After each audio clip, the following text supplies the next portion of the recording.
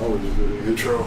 I know. Well, you always talk about how I can't do it. Because you talk so softly. I'm sorry. I'm a soft-voiced person until you piss me off. Or I get in my bag. One of the two. You ain't getting in your bag. I mean... Speaking of bags. I might get into it if I can remember everything I was rambling on about last night. The other night, you know how Joe was talking about crying off of Tiana Taylor shit? Yeah. I was just in bed and I was with Stevie and I was like, yo, I just really want to listen to some music and cry. Because somebody posted something on Facebook talking about, name 3 songs that fuck with you emotionally. Mm-hmm. I said, Mama by Boyz II Men, Mm-hmm. Slippin' by DMX, Mm-hmm. and I said, Can You Feel the Love Tonight by Elton John. Mm-hmm. There's something about how he sings it more than anyone else. I'm like, damn, like I'm sitting here, me and her playing songs back and forth. She start crying. I'm not crying. Mm-hmm. I wanted to be emotionally available. Mm-hmm. I could. But man, I put some Boyz II Men on. Nigga, I was on my knees singing that shit. Pause. I wanted to rip my shirt. Like I wanted to be so badly a 90s R&B group singer. Like if I could have had rain on me pouring down and me singing in the rain with half a ripped shirt. Like coked up. Yes. Because I mean, if you think about it, all 90s R&B artists, that's all they did was coke. Because coke's the shit. Apparently, I want to try that shit. I'm good. I seen what it does to people. I'm good. You going on that Kelly Coke diet? Hey man, it'll work. Better than that Sarah diet on Instagram that keep lying to people. Oh, bro, I'm tired of seeing that. I'm so tired of seeing that. I'm tired. I lost this amount of weight in only 2 weeks, and yeah, then they're like, I got abs. Yeah, like get the fuck out of here, bro. You didn't lose no weight. You paid someone to Photoshop that. Either Photoshop it or you just completely lying and just posting shit. So,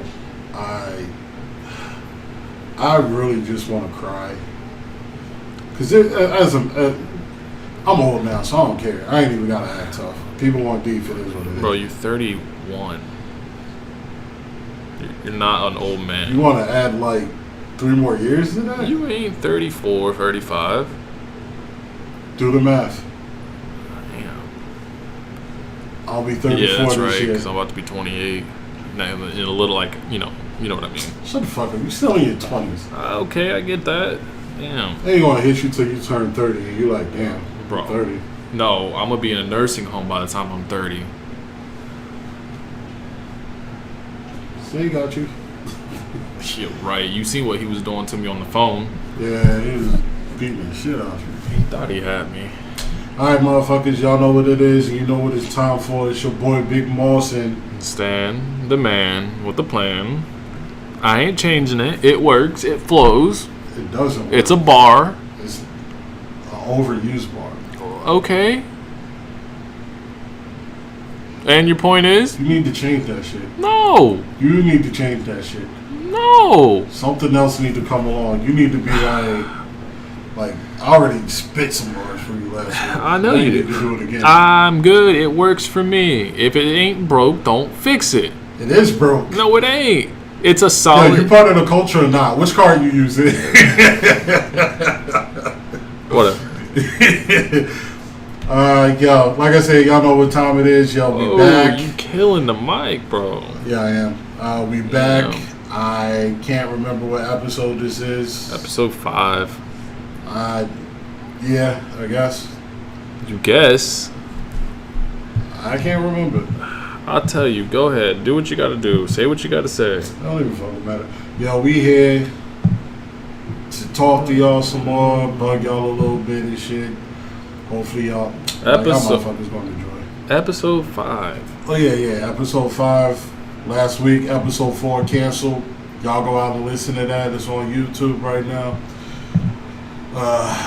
Yo, listen. Y'all need to start commenting on Instagram. Y'all gonna sit here and like the shit, but you ain't gonna comment. You know, engage a little bit. Shit.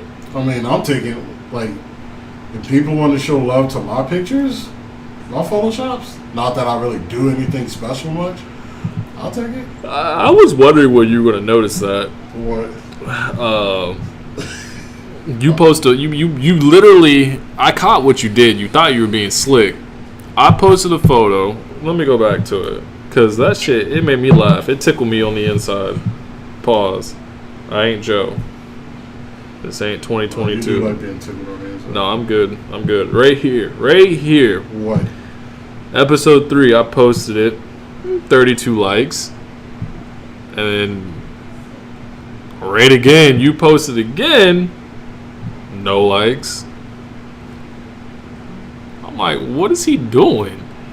Why? No. Why he reposting? Because sometimes when I'm posting, I have it like if I'm posting it on my actual personal one, I can post it to the other one. I was like, is this dude trying to be a slime right now? Like, what's going on? But I didn't know because we had that whole little pissing contest about when I was trying to explain to you what the algorithm. I was explaining to you what the algorithm was and how it worked. Contest? Do I need to go back through and read the long message I sent you? That dumbass message, yes. I mean, if it's dumb, bro, I understand algorithm, but what I'm trying to say is, let's see. Pizza Hut doesn't only talk about pizza at night. They talk about it in the afternoon all the way till late at night. Let's see. All right, so let's go back before. So I think On My Block, On My Block was the first one. On My Block, you wanted it posted. It doesn't show the post times, but you wanted it posted at 2:45 in the afternoon when everybody's working. Mm-hmm. No likes. Same day, you posted your video, your little clip.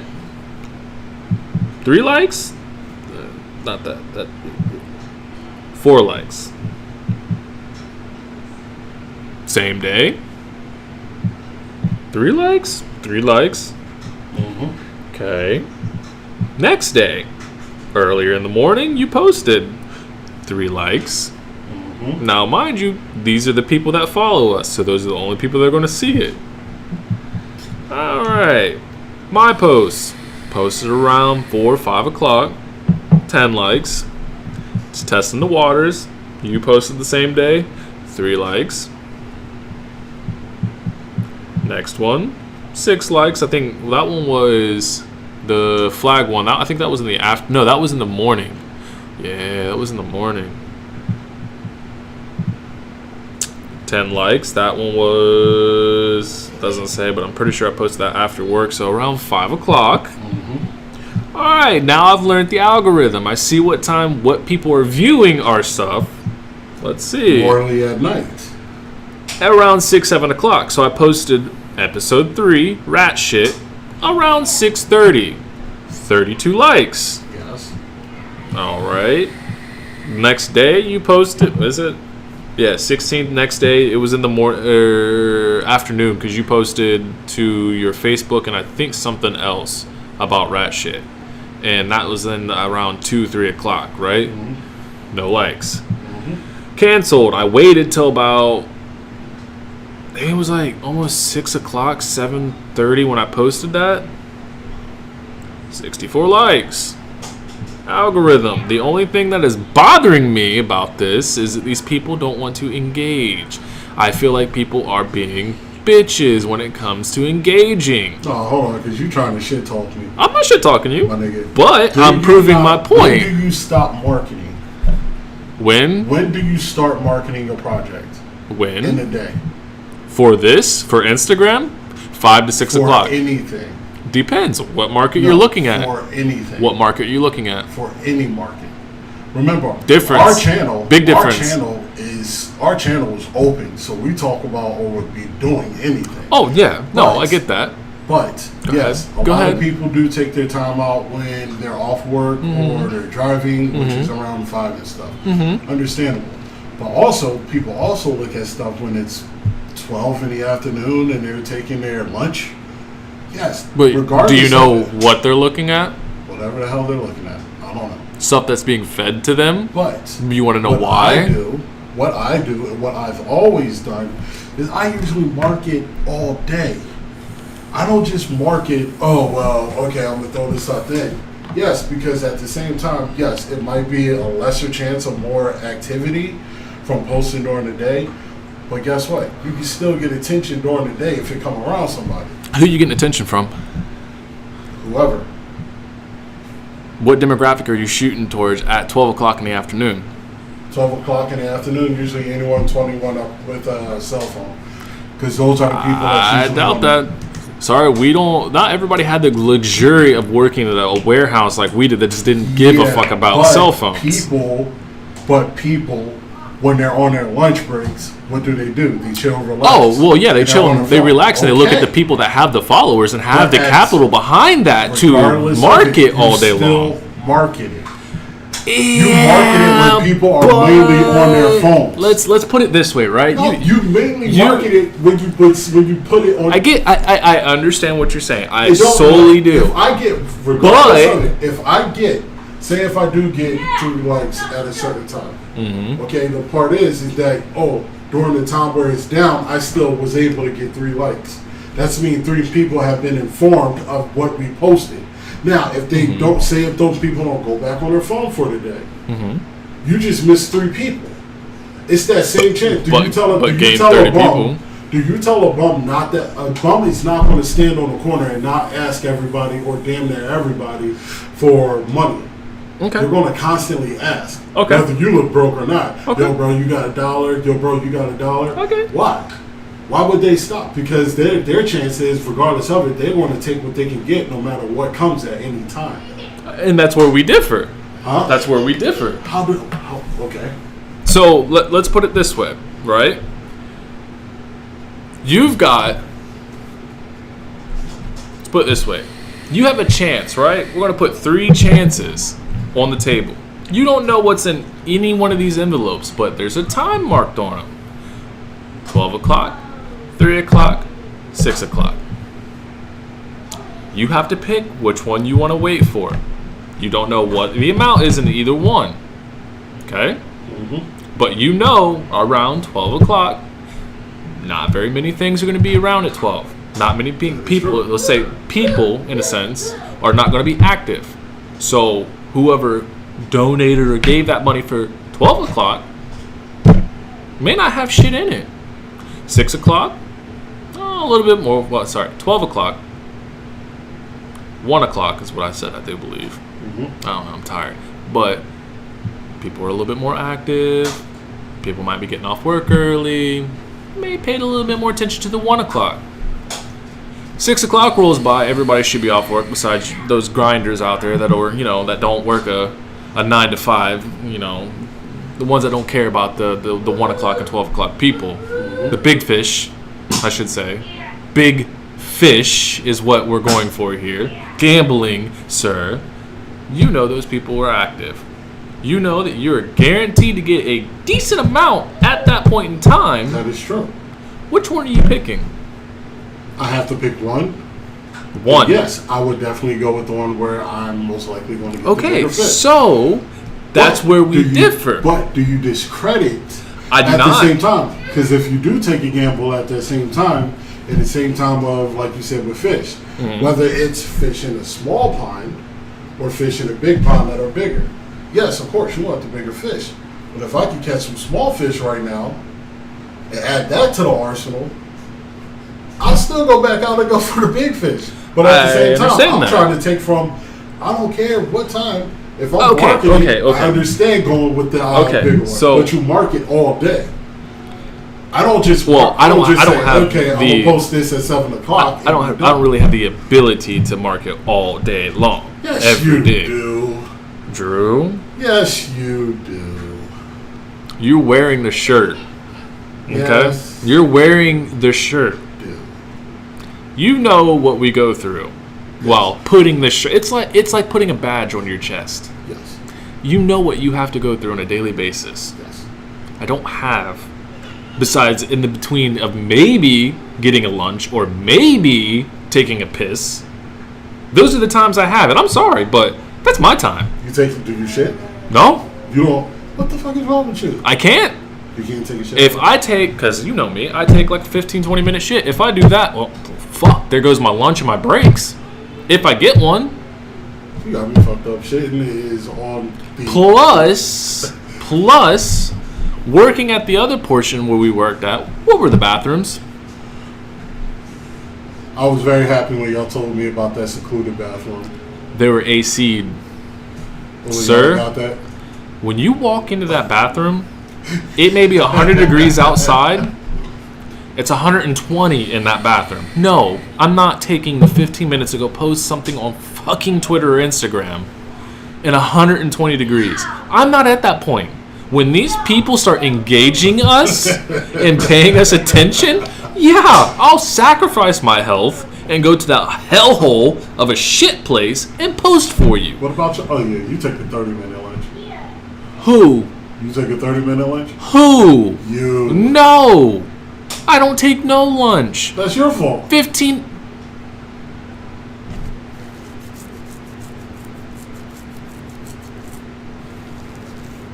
Okay. Okay. Okay. You don't take a lunch. No. Why? Okay. I get up. I get to work. Yes. By, I would say, 8 o'clock in the morning, I've already pulled anywhere between 5 to 6 frame packs. Okay? Yes. My goal is to pull at least 20 a day. 20 a day? 20 a day to make my weight, to make good, decent money. Okay? Yeah. If I stop from, I go to work, and I pull my 5, I stop for 15 minutes, that's 15 minutes extra that's going to be on the next one. I pull 5 more, by then, 11, 12 o'clock, we be going to lunch. Take a half an hour off of that, that's 45 minutes now that I have to make up on the other 10 that I have to pull. Okay? I don't take my lunch. I shave 30 minutes. I don't take a 15. I shave the 45. Mm-hmm. All right, here comes 2 o'clock. I'm at 15 orders. Right? Mm-hmm. Now, if I would have took my lunch and my break, I might have been at 13. So now I have that extra to make up from 1 o'clock to 3:30. Right? So I shave those 2. By 2 o'clock, I have anywhere between 15 to maybe 18 orders done, depending on how heavy they are. Mind you, it's 110 degrees outside, so I'm already dying, but that's okay. We live in America. They don't care about that stuff. You dying so you won't go to your truck and get some AC? So, I stick it out. I pull through. I pull that last 5. Do you know what time it is by the time I finish that last 5? What time is it? It's usually about 2:30, 3 o'clock. You know what I get to do with that? What do you do? I get to go leave to pick up my son. Oh. On time. On time? On time. On time. But if I would have taken that 15, would have put me at 3:15. Yeah. Okay, if I would have took that 30-minute lunch, Yeah. that'll put me at 3:45. Yes. Okay. Now if I take that last 15 minutes, that puts me at 4 o'clock. Okay? That's finishing that last order. That's not putting my stuff away, cleaning up, letting my 200-degree truck cool down, and then having to be Mr. Nice Guy and talk to everybody in there. First of all, don't you push a button? You push a button and your truck starts up automatically. No. That was the rental. This one, no, it's key. It's all key. But still, that was so by the time I finish all that, you know what time it is? Because I've done this. You know what time it is? 7 o'clock? Yeah. You know what time he has to be picked up? What time? Latest? 5:30. Have you ever tried driving down 41 and Riverview Boulevard at 5 o'clock in the afternoon? Yes. Oh, so then you know my pain. So no, sir. In order to leave on time to get my little man, making sure he's not there too late, I shave, I sacrifice. As a strong black father, I sacrifice. You just being the company, man. You trying to get a promotion. No. You want to be in Rick spot so bad. You see the goosebumps, right? You about caught it. You about caught it. You ain't got no hands no more. Oh, Lord. Things ain't deadly. Oh, boy. Are you mad right now? No. Mad, no. No. First of all, don't get it. Actually, you know what? Let me go ahead. Let me keep digging a little bit. I would actually post a little bit more often, right? But see, growing up with an attitude, an anger issue, right? I've always had a vendetta against authority. You know, I had to join the military and, you know, do that whole round. I did kickboxing and stuff in school to help with the anger to get out. So, you know, I kept that under control. But I still have a problem when people demand things from me. So, at 2:30 in the afternoon, I'm minding my fucking business, working, busting my ass, and I get a text message. Post now. What? No. Did I even say post now? Yes. There is no, hey bro, how are you doing? I know it's hot out there. I was just wondering if you could post real quick. No, bud, I can't. I'm working. I'll post as soon as I get off work, I promise. I haven't forgotten. Or even maybe, hey bro, did you forget to post? No, I get the old Rick Green. Listen here, boy, I'm gonna need you to post right now. So yeah.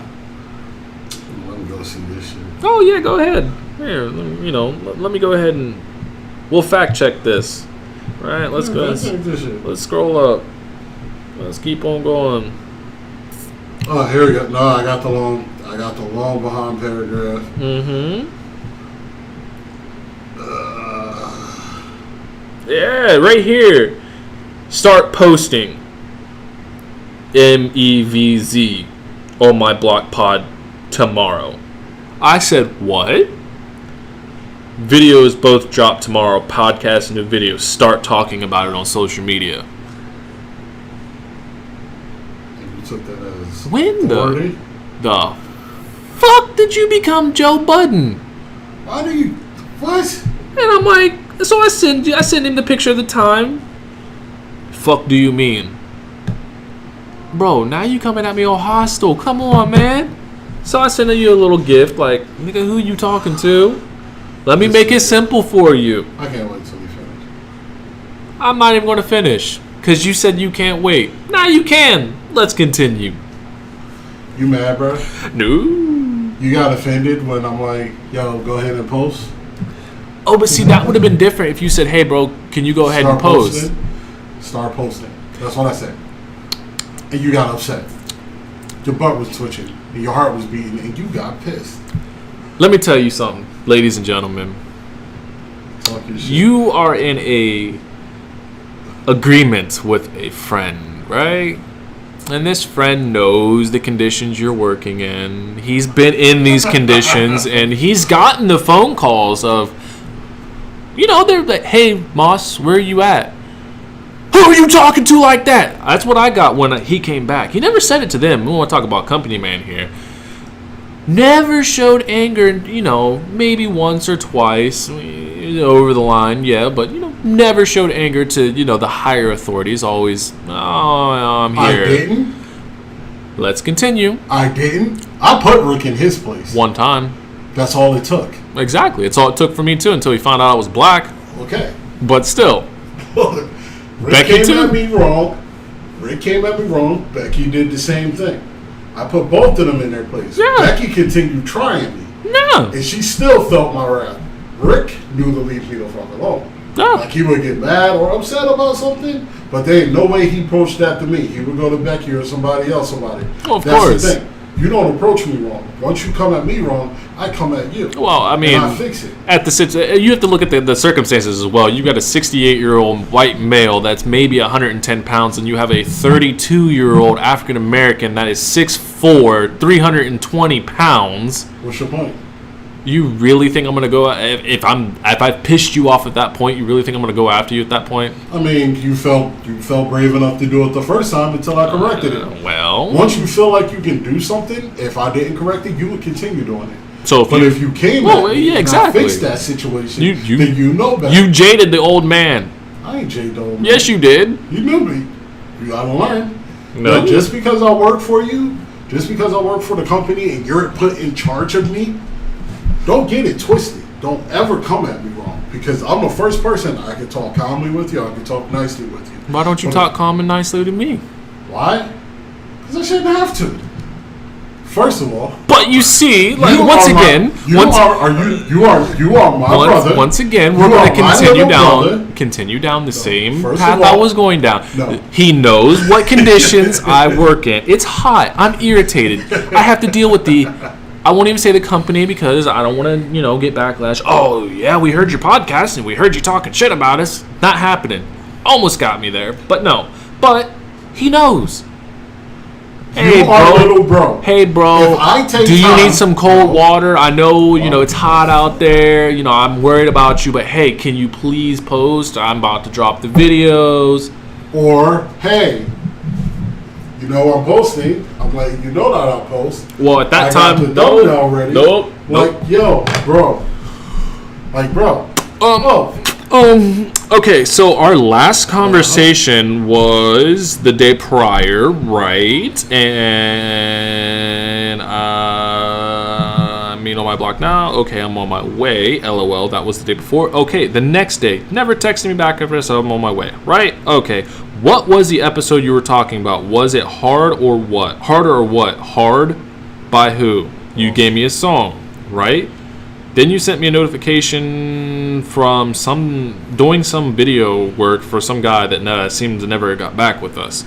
Yeah. No conversation in between that. No conversation. Then you hit me with the start posting. And you felt the way. Absolutely.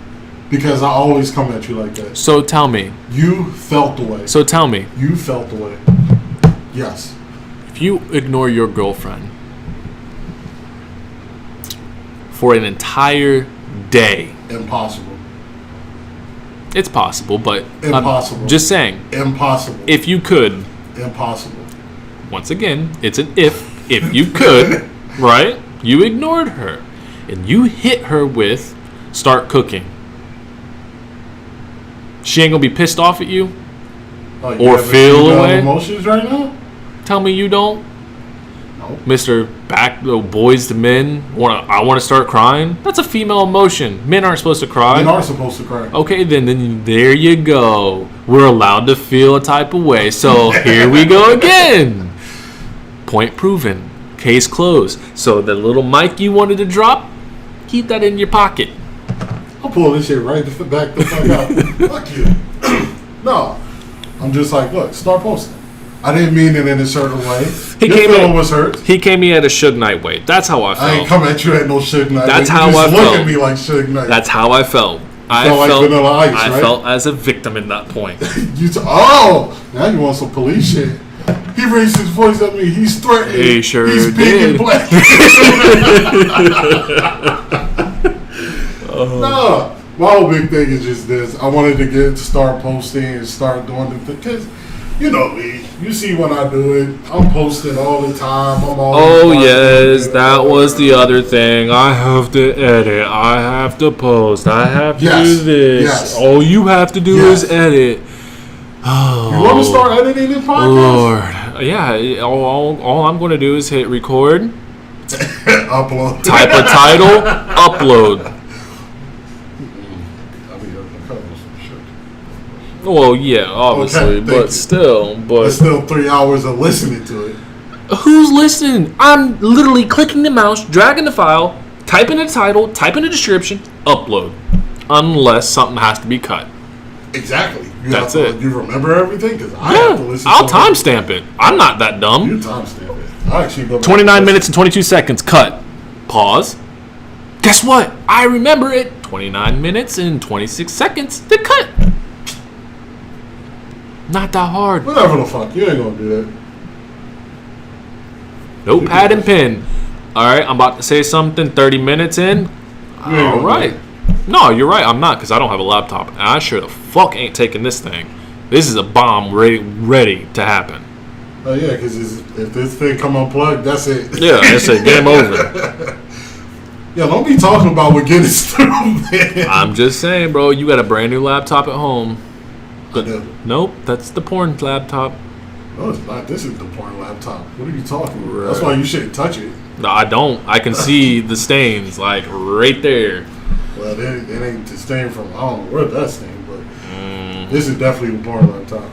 Because if this one break down, my other one's still good. That's bad at all the keys on here except for the PORN and the H is all good. Every other key looks untouched. What about the X and the N? Oh, yeah. Okay. I mean, the mouse pad. First of all, I got my save files anyway. Yeah, I'm just Mind your saying. business. I'm just saying, Up bro. in my shit. You can definitely tell, man, when he watches porn. Just look at his laptop or his keyboard. It'll Or tell look you. at my phone. I mean, my phone and look at I it. ain't gonna worry about your Sometimes I phone. ain't gonna boot this all the way up no more just to watch it no more. That's for special occasions. Damn. That's for when the girlfriend out the house. Okay, well, What the fuck? hey, some men are like that. Keeping my seeds. Gotta let them go. Get some new ones in. Let them out. Get some new ones in. And you end up like me. Huh? And you end up like me. You always keep that dusty motherfucker in there waiting, just waiting. A blank round. That's all. You leave it in there, one in the chamber. It is what it is. Shit. Matter of fact, can't wait to. Did I do it? Nah, I didn't. But that's the beautiful thing about a cell phone, baby. Yeah. Pull it up. Bow. Twitter. Bow. Snapchat used to be like, bow. Oh, fuck that. Nah, no. Nah, I don't. Snapchat, nope. Did you see the shit with Snapchat? What? You didn't see it for the Juneteenth, their filter? So they, on Snapchat, they had a filter on Juneteenth to celebrate Juneteenth. I put that in quotations for them, right? So they created a filter, right? It turned you black, and the chains around the arms and the screen were busting. If that's not the most racist thing out yet to date, besides all these little people out here at these protesters and stuff, but really, Snapchat? You're going to really put a black face with hands breaking its chains for Juneteenth? First of all, I said this a long time ago when Snapchat was becoming hot. Fuck Snapchat. I don't really use it. I think Instagram is better. And at the same time, all the bitches that had the free joins are gone. They got OnlyFans now. Not only that, you can get everything on Twitter for free. Even the chicks with the well, they're catching on to it now, from what I heard allegedly. That, you know, they're no longer, because that's what they used to do. Same thing what we're doing well, same thing that I'm doing. They use their Twitter for, you know, the Twitter algorithm to hit a mass public to eventually pull them, the bigger fish, to the smaller fish feeding pond. It's the same thing with sharks. That's the difference between you, actually. There it is. You're a small fish type of guy. I'm a shark. I go after bigger fish. You starve more while I eat. Hey. Who's more fulfilled at the end of the day? You have to work harder catching all these little small fish, waiting. When I see one big fish, I'm done. I'm good for 2-3 weeks. You have to remember this. Think of this. A zebra constantly eats because there's always food plentiful for it. The smallest grain or the smallest thing of grass it eats and it survives. Lions go after zebras, but a lot of times lions don't catch the zebras. A lot of times their success rate is at times maybe I would say lower than 20%. So if you're hunting all day to try to get the big game, but I'm still eating and I'm good while you over here starving, still hoping to catch the big one, I've been eating all day, baby. I'm good. Whether it's the smallest leaf or such as a baleen well. Let's talk about a blue well. I can get a whole thing of sardines in this thing. Orca's got to go hunt to try to get maybe one dolphin to share with the whole group till they can hunt another one. We're gonna jump back I'm to straight. the lion analogy. Hey man, we can use whatever. You might finally catch the big game, but Who's- then you starve for a while. Who's still the king of the Sahara Who's still the king of the Sahara? or the desert or the African plains? The King of the Jungle. My nigga. No, King of the Jungle is a tiger, dumbass. We're talking Is about it lions. a tiger? No, it's a lion. What lives in a jungle? Lions, tigers. When's the last time you seen a lion in a jungle? There are jungles in Africa, and lions live in them. Oh, okay. A fucking oasis is not considered a jungle. Call it what you want, baby. And just because they created And just go ahead. Go ahead. Talk your shit. I'm just saying. Who is the king of the plains? The lion. Thank you. Case closed. Who wins between a lion and a tiger? I mean, ask Joe Exotic. I really want to talk to that. Yo, Joe might be a dope, insane dude to talk to. You want to talk about some shit? Joe for president. Nah, you're he's going too far with that. liberal. I don't want. I'm sorry. I don't. This isn't a political podcast, but I do not want a liberal as president. Only thing that. Wow. I don't. I'm sorry. Call me MAGA Stan, but I would rather have a Democrat like Trump. MAGA? That's Democrat. You MAGA now? I'm far from MAGA. I mean, I don't support Trump whatsoever. But at the same time, oh, here we go again. We'll give up your gun rights. Nigga, it's my right as the second. 13th was freeing the slaves. Second, no, yeah, whatever amendment it is for me to bear arms, sir. That is what I support. The Constitution of America, not the bullshit presidents that we put in here. You know, I read something though about him today that kind of made me giggle. Two things. One, how the fuck does our president have a warrant for his arrest in another country? That made you giggle. It did. Because it just made me think, like, this fucker killed the general of Iran, and now he has a warrant for his arrest. And they're trying to indict him to there so they could serve him. And then the other thing was, I read as a guide, so I think he's a lawyer here in Florida in St. Pete. He posted about he's like, I find it awful funny that all the states that have the highest COVID-19 cases are rally states. Yeah, because who's going to Utah? Well, yeah, but I know I'm looking at the standpoint of the COVID thing is a pushed issue. It's a bigger picture to that. Yeah, it's dangerous. The flu is dangerous. Do you want to catch COVID? No. Is it easy to spread? Yes. But the rally states, the states that are Trump wants, those have the highest COVID rates. I guarantee you he's going to come in, oh, here's a magical cure. It's a fucking M&M, dude. It's an M&M. Oh, eat it. You'll feel better, I promise. That's what it is. But Trump is your guy. I mean, sure, if you want to call it that. No, What are you about to do? I don't care. I don't. Have I voted? Fuck no. I haven't voted since I was 18 when I was forced to vote in school. I don't support any of these people. What? Why? It's a fucking money grab. That's all politics. Well, yeah, politics is. But the white privilege side of you. Oh, Lord, here we go. Go ahead. Go ahead. No, because you have two sides. You get to use two cards. Nope, I don't bounce back and forth, bro. You get to use two cards. No, I don't. Really? Society sees me like that, but I don't. Bro. Oh, because I got a bag about what you're doing right now. What? Go ahead. Go ahead, 'Cause get she- in your bag. What you No, talking? let's finish this little segment No, I want to know what the fuck you talking. about being biracial and during these times. What's wrong with it? So, I forget what state where it was happening. Because now that I'm out of my bag and I kind of have to untie it and put my hand back into it. Us biracials across the United States, across the world, do not have the ability to play both sides. We are not accepted by either side. Cool. Okay. I kind of get what you're going on. So, here's the story. Biracial male and his white girlfriend were out.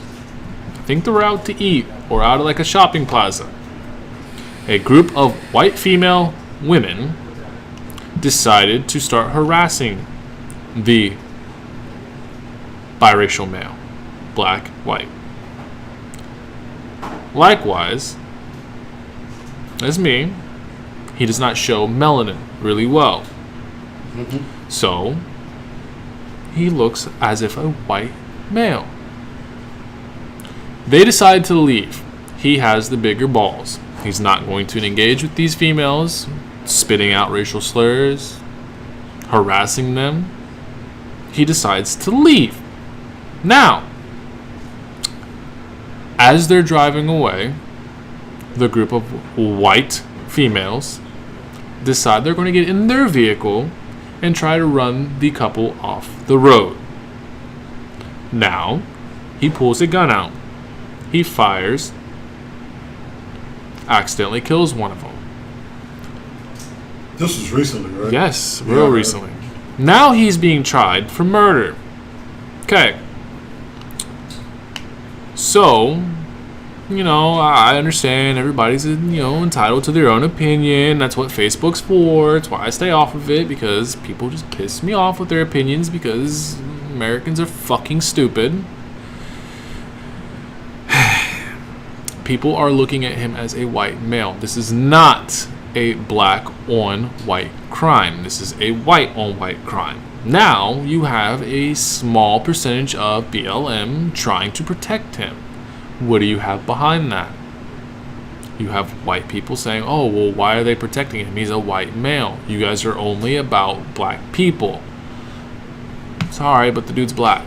He has melanin in him. It's probably in his dick. I know how that feels. It's where I'm at. But, and you have white people. Why is the BLM trying to protect him? He's white. He's not black. Then you have black people. Same fucking race. We do not want anything with him. He is not black. He has that 1%. He's not black. Why are we protecting him? He deserves it. He murdered her. Guess what? He's black. Why are you throwing him under the bus? Oh, because he's biracial, right? Because his skin doesn't show the same color as yours. So, society looks at him as a white male. Same thing with me. I see it every day. You've seen it firsthand. I'm black. I thought you was white. Exactly. That was before I met the family, though. Correct. I'm black. Yes. White supervisor. Hold on. Go ahead. White supervisor loved me. This is right hand man. Standing man with the plan. What's up, buddy? Stop using that rhyme. Guess what? He seen my mother. He asked the old infamous question. Oh, you're biracial, huh? Yes, sir, I am. Oh, okay. Shit changed. Real quick. Luckily, I had a strong black peer around me that took me in. Allowed me to embrace my African American side. So I was lucky in that standpoint. But let's walk down the street. Street on Sly Avenue. Me and you side by side. Mm-hmm. What am I? To everybody's eyes, you're white.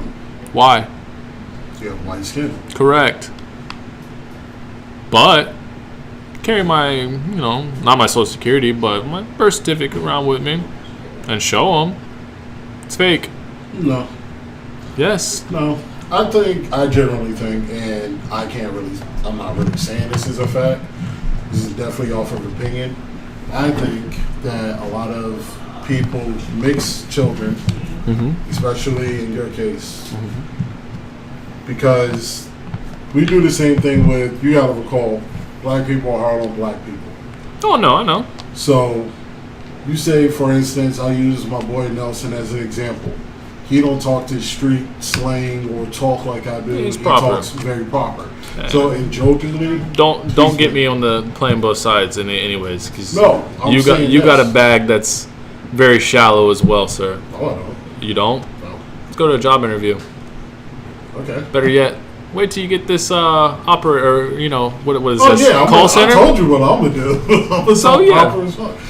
But no, I think a lot of times, like if you gotta understand, like black people, like there's always been a problem in society where black people have always had an issue with black people, and it's mainly because of what was put on us. You know, a lot of things you gotta look at. When you had if you think about all the way back in the day, there could be a slave who was raped, who ended up having a really light-skinned child that could pass off as a white American. That white American child was taken into the house, was pretty much raised to be white, and they acted white, and they kept that way, and they were then treated to look down on the dark skin. So a lot of times, even growing up, I never understood it, and it made it clear to me, even just recently. You do not say the word because it is a racial slur, because I know what that word was that your grandmother used to use to call us. I'm not using that.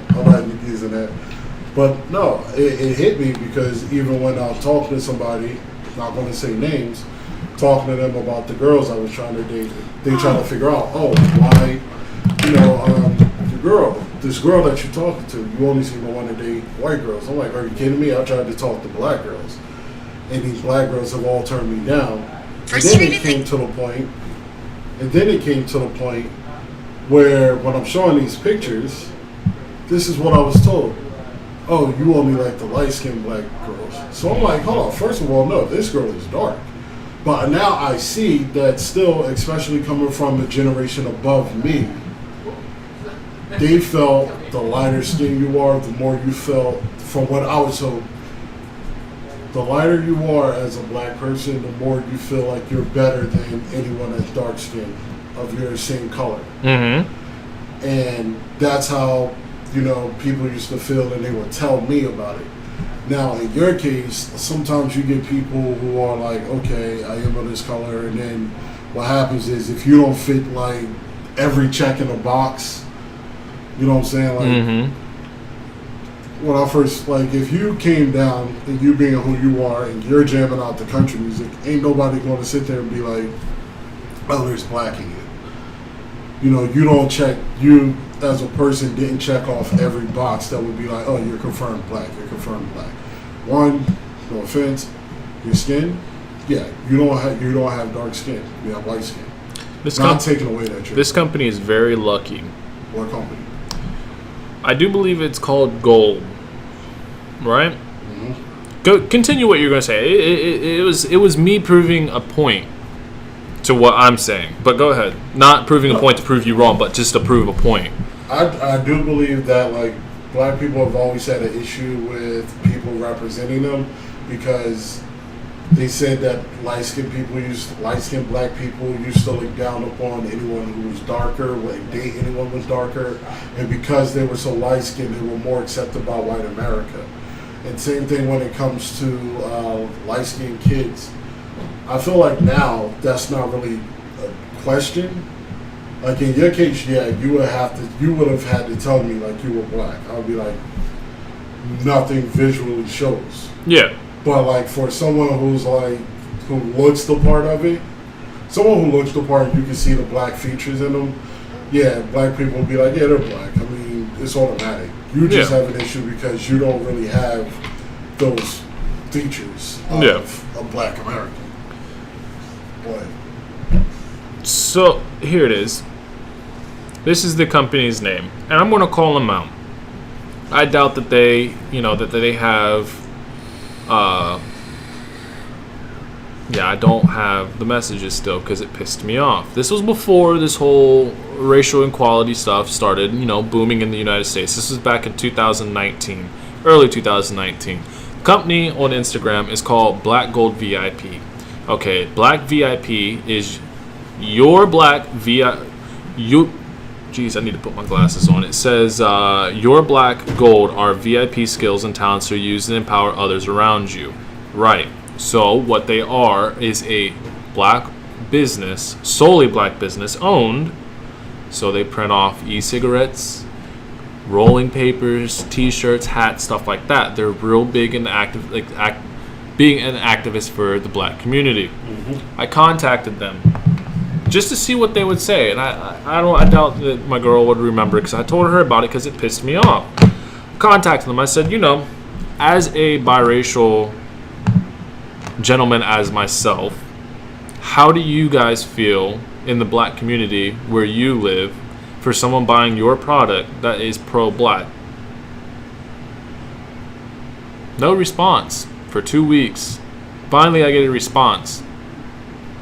This is a black-owned business. This is apparel for black people. Left it at that. So you mean to tell me I can't support your black business, even though I am African American by paper, just because of my skin? So then I brought a point up to her. Here's my point, right? So as a biracial kid, a lighter, the one that tans, just looks Mexican. If I was shot by a cop, would that be considered, what's going on now? If I was shot by a white cop, would that be a white on black crime? Or would that be a white on white crime? Would that go under the news? Under the radar? No, it was just a white dude that got killed by a cop. Okay? Mm-hmm. So you're agreeing it would go push under the news. It would never make so-called BLM headlines. I believe that. Okay. So now, hold on. Okay. Let's put this one in perspective. Same scenario, but here's a little different twist to it. White cop shoots a full albino black male. Where does that fall under? Does that still fall under a white on white crime, or does that fall on a white on black crime? It would, truthfully, in the eyes of people, it'll probably fall under white on white. I bet it wouldn't. You want to know why? You said it. He shows black features. You can see that this is male or female. If they see your face, and if no one knew or no one told, see, that's the thing about it. If no one told them what you were, mm-hmm. if that was never said, you would just be looked at as white. Yeah. 100%. Absolutely. Like, truthfully, if I never met the family, I would have never known. Mm-hmm. I would have been like, yeah, he's white. He's white. He's white. He's white. And it wasn't until, I didn't need you to prove it, because to me it was like when you said it or when you told me, because I think we was with Frank when we were talking, and he was like, oh, well, he's like, no, bro, I'm black. Yeah. Like, word? And you're like, yeah, I'm black. Okay. Because to me, I don't really need proof. I already know out there that there's people who don't have my same pigment or look different, who are of different races. Yeah. Now, when it comes to this whole mix thing, I don't really care. I mean, if you're mixed, you're mixed. But it's always the thing where But see, I don't mean to cut you off. Well, backtrack a little bit. What do you not care about? What do I not care about? Yeah, when you say I don't care when it comes to the mixed thing, what do you not care about? I don't care that you're mixed. Okay. I don't care the same reason I treat people like people. Yeah. Now, obviously, because of we are labeled as different races and stuff like that, obviously, I'm not going to not stand up for my own people. Mm-hmm. Same thing. But if the same thing that, if I feel like something's wrong, like, say, for instance, I know all this whole Black Lives Matter and everybody talking about George Floyd. I know we talked about the old man who got knocked down or pushed down or whatever. I still stood up and was like, this ain't right. Yeah. I didn't care that I didn't care about his color. I didn't care about his color. I didn't care that he was a white male. I'm more like, yo, bro, they just knocked down this old man. I mean, it wasn't an old man, but... Whatever. But it's perfectly... See, the whole thing that we have a problem with in life now is that it's perfectly fine to look at people as a different race because we're different. Mm-hmm. We're all built different. But the problem is you can't treat people differently because they are of a different race or a different color. I was say the different race thing. I'm not saying it's okay to treat someone different by their race. You shouldn't. Their race should have nothing to do with this conversation. It should be the color. It is not all right to treat someone different based on their color. It's not all right to treat someone different or treat someone bad because of their color or whatever. You should always have some sort of good or respect for another race.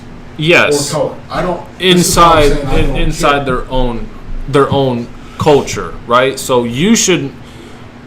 How do I put it? Like, I'm not saying you should, go out and shake every white dude's hand that you see and, say, hey, I'm glad you're white. Hey, I'm glad you're white. No, but you should still have that support in your own culture of, hey, you're a young black male. I see what's going on. Let me try to better you. I know you can only lead a horse to water when it wants to drink, but at the same time, I feel it is your duty to keep an eye on your younger peers of your same color to keep them out of the situations that we keep finding ourselves in. The same thing with the white culture. You see hundreds of years racism passed down through the Caucasian culture, right? It's not a born with behavior to be racist. It is taught. So the moment that you nip that in the butt and get people to open, which would never happen, but get people to open their eyes, okay, I see that my son is portraying racist activities. He's treating certain colors differently based off of just color, but not knowing their race or their past or their history. Let me nip that in the bud. My father was that way. He taught me this way. I'm not going to be the same as my father. You always try to outdo your father when you become a father, right? So there's how you end that, okay? You start at the source. The parents of these, the parents of those parents. Same thing with our culture. You want to stop seeing the same guys getting shot by the same cops because of the same activities that they've been taught to do. When you can step in, not saying you in general, but any middle-aged black male out there listening, step in and guide them in the right direction. Hey, brother, that's not the right thing to do. We should not be doing this. This is how you should go about that. To kind of jump on that case, the fact is we got to look at, I agree, but the whole thing is that you got to understand a lot right now, and it's very troublesome, is that a lot of us, a lot of black people, this generation, I'm going to just say this generation, because it's a lot. It's not only just black people or white kids, but this generation of kids. You know what I'm saying? Like, most of us from our generation, we had someone there, you know what I'm saying, whether it have been a father, an uncle, somebody. But the whole thing is that a lot of times what you end up getting is you get these kids who don't want to hear it because they want to do what they want to do. Well, they see what the most trending thing on the internet is, and that's what they follow. What you're, the path that you're leading down with that, what you're talking about, I should say. The old method of pulling a young male off the streets, taking him to a better area and showing him, hey, this is how life should be. This is what you should do. You're not going to get that. That's not how this happens with this generation. We need to move and we need to evolve. Social media, that's where it is. Use your social media platforms to guide these kids in a better direction. Stop showing them it's okay to be a Kodak. It's okay to be a 21 Savage. It's okay to do this. Yeah, that's their story. That's what they went through. If you're going through that, cool. But don't expect the same outcome when you try to do the same thing they're doing. Look at the situation. Shit, this is what I've been given. Let me make lemonade from that. I don't give a fuck if you've been given a dog turd. Make lemonade out of that. Life hands you shitty cards. But guess what? There's always a winning hand. Always. You just have to pick the right fucking cards to lay down. Like, you try to get the ones that you dealt before you lose the game. Correct, but when it all comes down to it, like you said about, to kind of go back to when you were talking about the company, I think, and this is another thing where I think we need to, it's iffy, Because if you think about it, what do we always hear about when it comes to culture vultures? People who come in, people who come in, they want to take our style, they want to take our swag, they want to take our clothes, they want to take the way we do stuff, and what they do is they take it and then obviously they use it. Yeah. And then they try to make it big and they stole from us. The same thing like when black women, I understand, black women get mad when they see a white girl with braids. Yeah. And it's like, oh, when it's on, what like, oh, this white girl has braids on the cover of Maxim, but a big magazine. But hold on, a white woman with braids, Kim Kardashian can be on Maxim with braids, but you won't have a black woman with braids, afro, or anything. It's always like you won't have that one. Workplace in workplace inequality needs to change. I know exactly. Equality. Period needs to happen. Because it's too much to say where it needs to be equal at. Yeah, but how do I put? That's a cookie cutter. That's an appetizer. When it comes to that, they're going to give you an appetizer. They're never going to give you the full meal when it comes to workplace, changing the workplace equalities. And this is why we talked about it before. Like, yeah, it should be equal, but we know it won't. No. But the whole fact is like maybe, I don't know when, but maybe down the line somewhere where we can grow our business and, you know, someone can grow their business where it's a black owned or a Spanish owned or, you know, an Asian owned actual business and it actually grows. Mm-hmm. You know, like it shouldn't be like the most that we can do is get like a mom and pop store on the corner and we hold that for a little bit until we can't afford it no more. And then next thing you know, someone from another country comes over, buys that, and next thing you know, that's where our money's going. Yeah. And that's always been the principle of things. We can't hold on to stuff because either one, we're not making enough, or, you know, our own people don't do our stuff, or there's so many things that go into it for us to be able to grow. Mm-hmm. You know, we not only fight ourselves, then we're fighting other people, and then we're fighting the big corporations. Mm-hmm. I mean, God, man, the dude that created FUBU, you would think right now, like, FUBU, you created FUBU, you had like the biggest clothing line for a long period of time. You know, his thing is, well, he's an investor, so now he invests, he can get checks from off of other people. No. But like I said, the workplace inequality is not going to change anytime soon. So these companies are going to make small strides to shut you up. Same thing that we talked about in episode 3 when I was talking about the police officers in Georgia that laid their weapons down and marched with the crowd. It's a tactic. It's a tactic to shut you up. It's a tactic to get you to stop doing what you're doing. So, just like, what was it? I forget what record company was it. I think it was Complex. You mean Complex? Complex, they're not a record company. No, I thought it's a media, but I thought it was record. But Complex, same thing that happened over there. A group of African Americans brought it to attention that they're treated different. There's no higher powers. There's no, room to move in the company. So they brought that to the attention. Complex, what'd they do? Okay, well, here's a little bit. Here's a little bit to you. Here's a little bit to you. Do you feel better? Will you shut up now? Guess what? They didn't shut up. They did a little bit more. Okay, well, here's a little bit extra. Now leave us alone. What'd they do? They got what they wanted. They left it alone. My thing is, the problem was you had, I'll just say it, white women and white men going around throwing it in African Americans' faces that, I just got a promotion, I just got a raise, I just got this, I just got that. You're still stuck where you're at. Fire those people. I don't care what position you're in, fire them. They're not going to. No, they never did.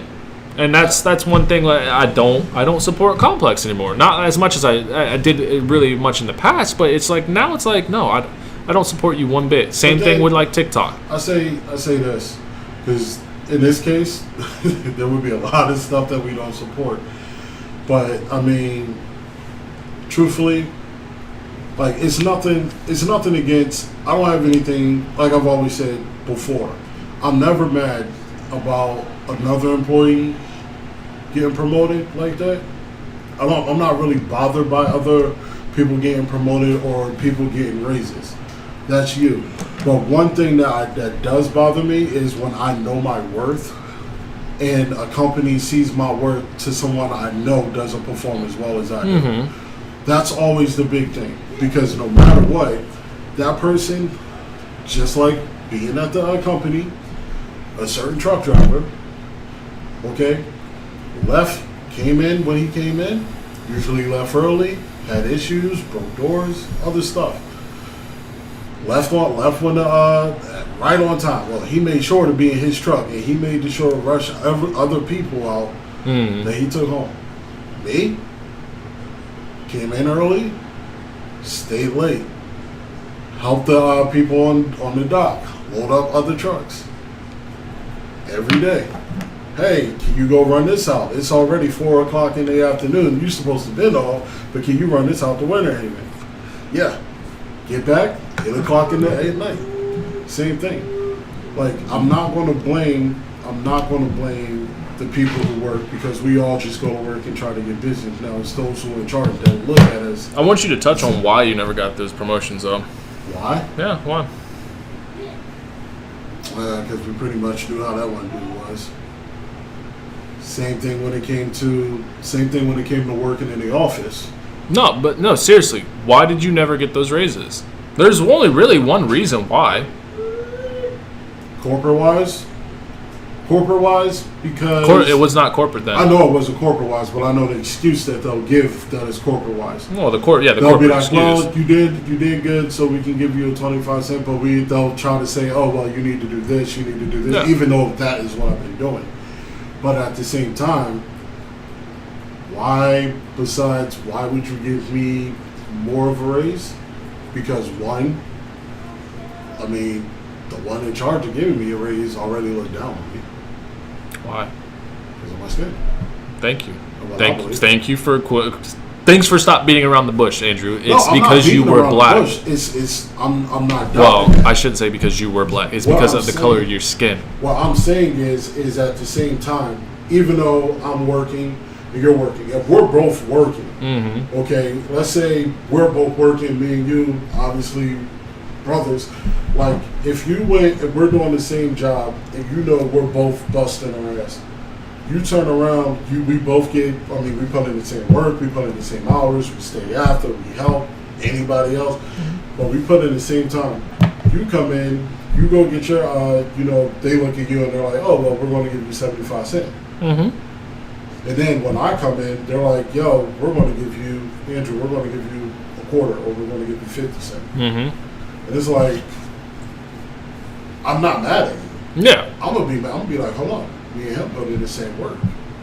Me and him put it, because I can always compare work. I'm not going to compare someone because of race. If you get what I'm saying. I understand what you're saying, but you're going to be mad at the fact that they're judging your raises or promotion by the color of your skin. Yeah, that's going to piss me off, but it's never a thing where I'm not going to be mad at the person who is on the same level as me, that's working, that's putting in the same work I am. If we're putting in the same work, why am I can't turn my attitude to you. You did. Well, no, but you're going to hold some sort of vendetta. Not to you. I bet you would. I bet you I wouldn't. I shouldn't put words in your mouth. Because I shouldn't do that. The same driver I was talking about. You about fucking strangled him, and your little brother had to finish the business. No, that was because he pissed me off. But the same driver I'm talking about, like I said, left early. Once again, ladies, little brother had to come in and save the day. No, you didn't. The guy I'm talking about, who didn't do as much work. Mr. Moss had 2 bum knees, and I didn't feel comfortable leaving him to fight off a let's just say a thoroughbred. And so little brother had to come in and step in, and he his knees are good, and he could take care of. He yelled at him from a chair. It's okay. I yelled at him from a chair. I walked out there and called everybody out on that deck. I'm like, yo, you have a problem with this? Or no? And he came and like, no. But no, my whole thing is this: is that I can't blame a person who's working just like me to get the raise that they got. If you got a good raise better than me, congratulations. But at the same time, but let it happen to you over a course of many years. It's happened everywhere I go. I understand that. This is nothing. I understand that. But say you were at ABS for 10 years. Calling them out? ABS, there's trust me, there's a lot of them out there. There's ABS, electrical, all kinds of stuff. But say you're there for 10 years. Mm-hmm. Every white person that comes after you gets a promotion and moves on. Deep down, behind all this facade, I wouldn't say facade, but deep down from what you say, you're going to have a vendetta against white people. No, I'm going to have a vendetta against the people the company, but also the higher ups that are your boss are also white. This is what I'm getting. Name one person in that company that is of color. Excuse me. Only person I can think of was the one shorty. No, higher up, your boss. Exactly. You never see it. Well, I shouldn't say you never, but companies like that, you never see it. Now, everyone that came through there after us, what happened to them? They moved on. Yes. How many promotions did I get the first 6 months of us knowing each other before he found out what I was? I don't know. You were promoted. It's like, oh, you're a lead. I don't know. Yeah. Exactly. Right. So what happened afterwards? You got moved up. No. I was lead before that. Oh, when he found out, there.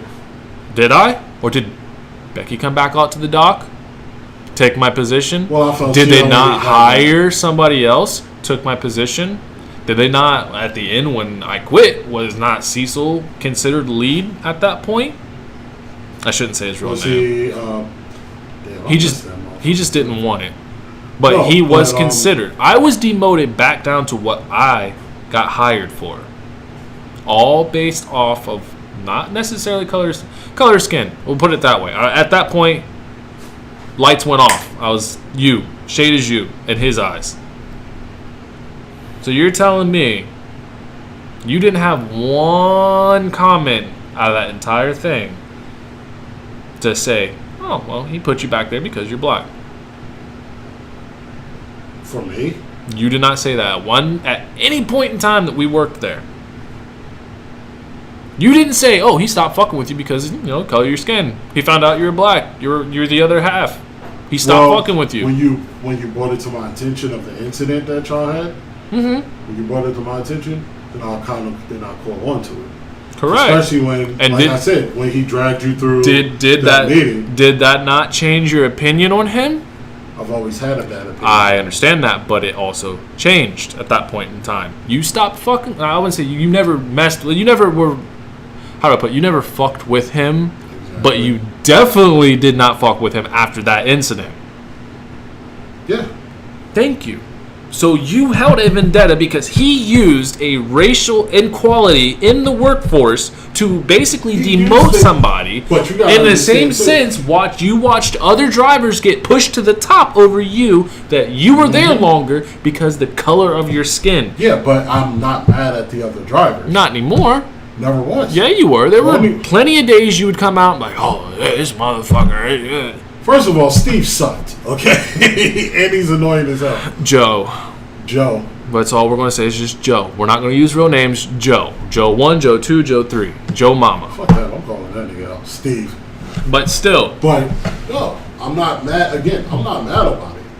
Like, it's the same feeling I've always had. Even when I worked for when I worked for a certain restaurant, supermarket chain. Mm-hmm. Okay, same thing. When I was there, yes. When I first got there, doing the same thing I've always had because that's always been my work ethic. Work hard, try to move up. All these companies that I've either quit or that I've ever got fired from are all because there was no real move up for me. It is never because they put someone else, or like someone else got promoted. I'm gonna sit there and be like, so y'all when you question my working, that's my problem. If you feel like this person is better than me, I can sit here and be like, okay, if you think they're better than me, that's what you think. I know I'm better than them. How do I know I'm better than them? Because I do this. I can bring all the work to the table and show you what I do over someone else. But I can't be mad at that person. You can't. They chose. Well, for they did this person, whoever they chose, that's who they chose. Exactly what we're talking about.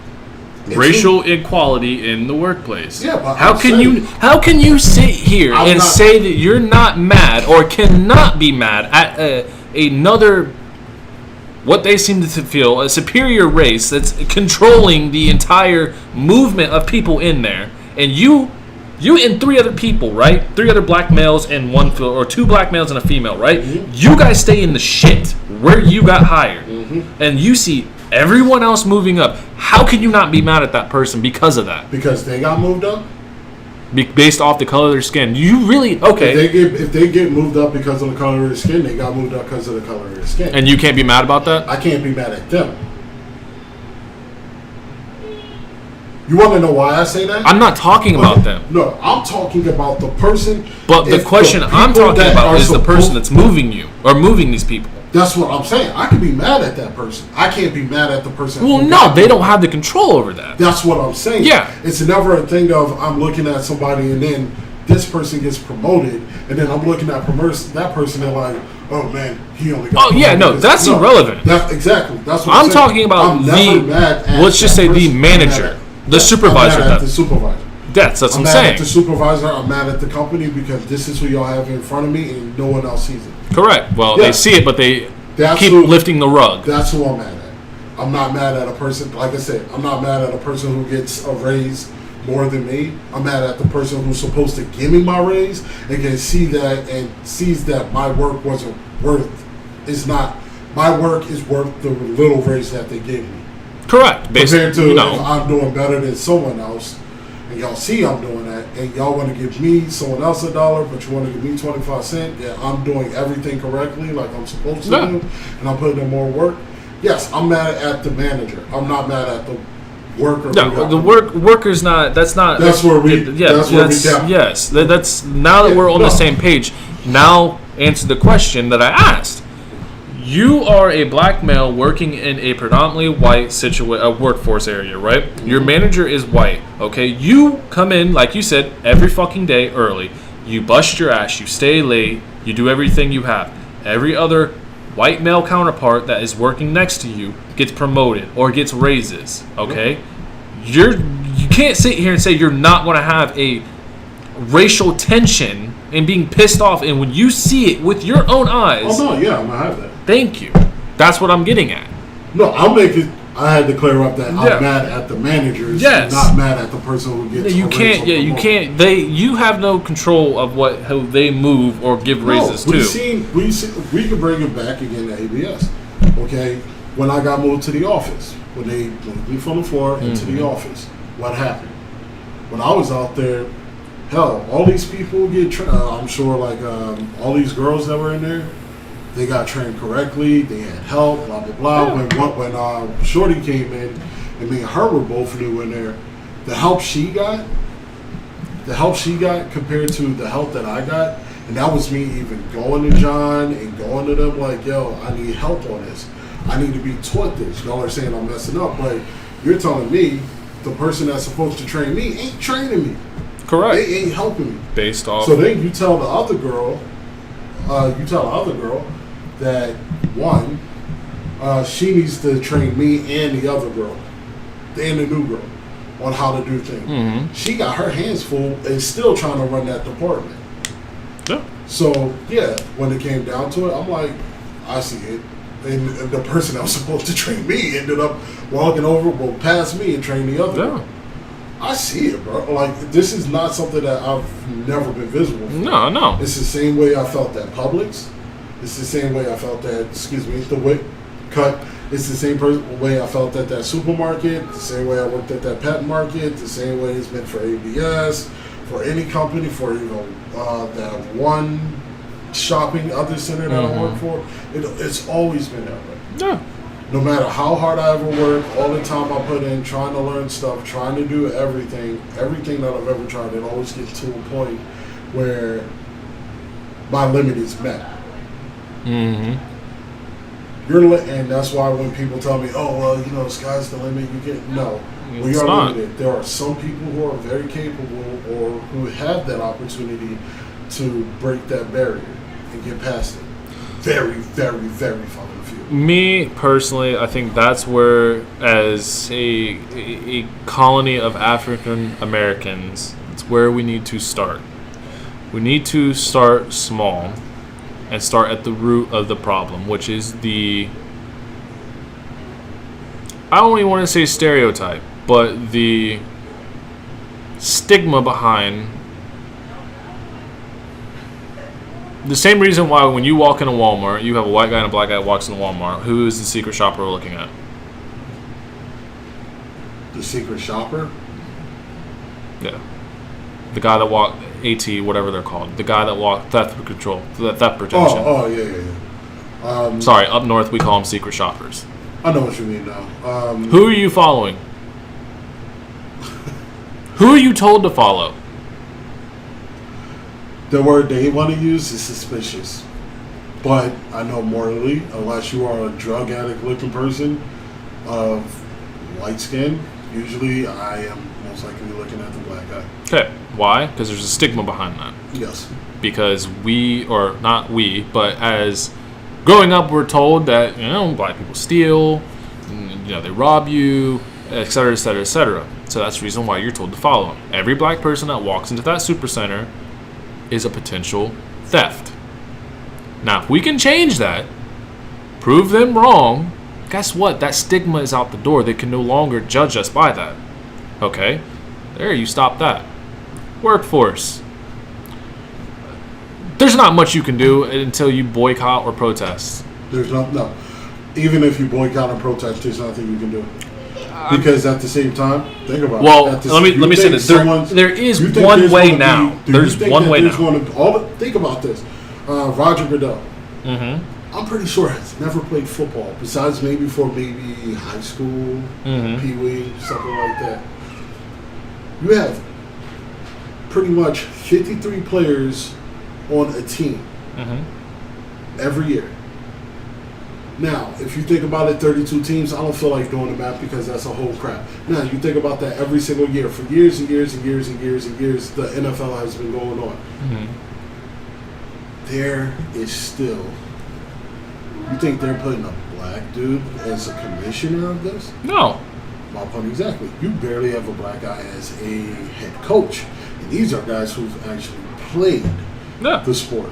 Not someone that's like, oh, well, you know, we coach this, blah, blah, blah. And then it's like, okay. No. I truthfully don't think that it's ever going to be that way. And it's because, one, most minorities don't. No. Nope. I'm going to use. No, because it's the same thing for them. I'm not excluding. There's no such thing as a minority in America. Look. Because in all honesty, we're all minority to this country. Agreed. But when it comes down to it, I can say the same thing for an Asian family, a Chinese family. What are they blessed with? Usually, I'm not saying all, but the families that can come here, they can open up a restaurant. Usually, wherever you put that restaurant, it's most likely going to be somewhat successful or be able to take care of your family. Now, you have a Middle Eastern family come over here. What do they get? Oil and a free college. Besides that, they also get, usually, you have a family like that, and they can get, some of them have chains of gas stations, and make good money off of that. Now, you take a Hispanic guy, I hate to be like the stereotype, but like, you know, maybe if they're lucky, and they can actually start a business, which most of them can't, where do they go? Oh, well, we can get Hispanic guys and we can throw them out there to help build houses. Or we can have them cut our lawns. Muscle. Yeah, I know. I'm not saying names. I kept it. But think about it. You want your shoes on? Yeah. Okay. Think about him. You think the people he employed, because it'll be cheaper and they'll probably never be able to grow either. The whole thing is that we just don't have the properties. And usually when you do get the property... We do have properties. We don't have the property. We have properties, but the issue is it comes in and gets taken. So with that being said, what I mean by it comes in and gets taken is... So the way it was explained to me, you have a decent middle class area, okay? Mm-hmm. Predominantly black people living in this area, okay? What the city does is they ignore this area, okay? Over the course of time, what does it do? It deteriorates. But within that time, you have multiple African Americans that start businesses in this area. They know what they're doing, they're making their money, but the city's already 2 steps ahead of them. At that point, the city is already past the point of what they would do is fixing, like, let's say, roads, painting buildings, helping properties, to have hiring better property managers to take care of the apartment complexes. What do we do as a society? We don't care about it. We don't care about our shit enough to keep things nice, besides the ones that have nice things. Okay? City falls apart. Guess who comes in? City comes in, hey, we see you got a convenience store. Let's buy it. Here's your money. Mm-hmm. You sell it. You got your money. You're living comfortable. That happens everywhere in this community. Here's where it changes. You know, George has a business up there on the corner. Protect that business. Take care of it. Go out of your fucking day. Pick up the trash around his business. Help him out.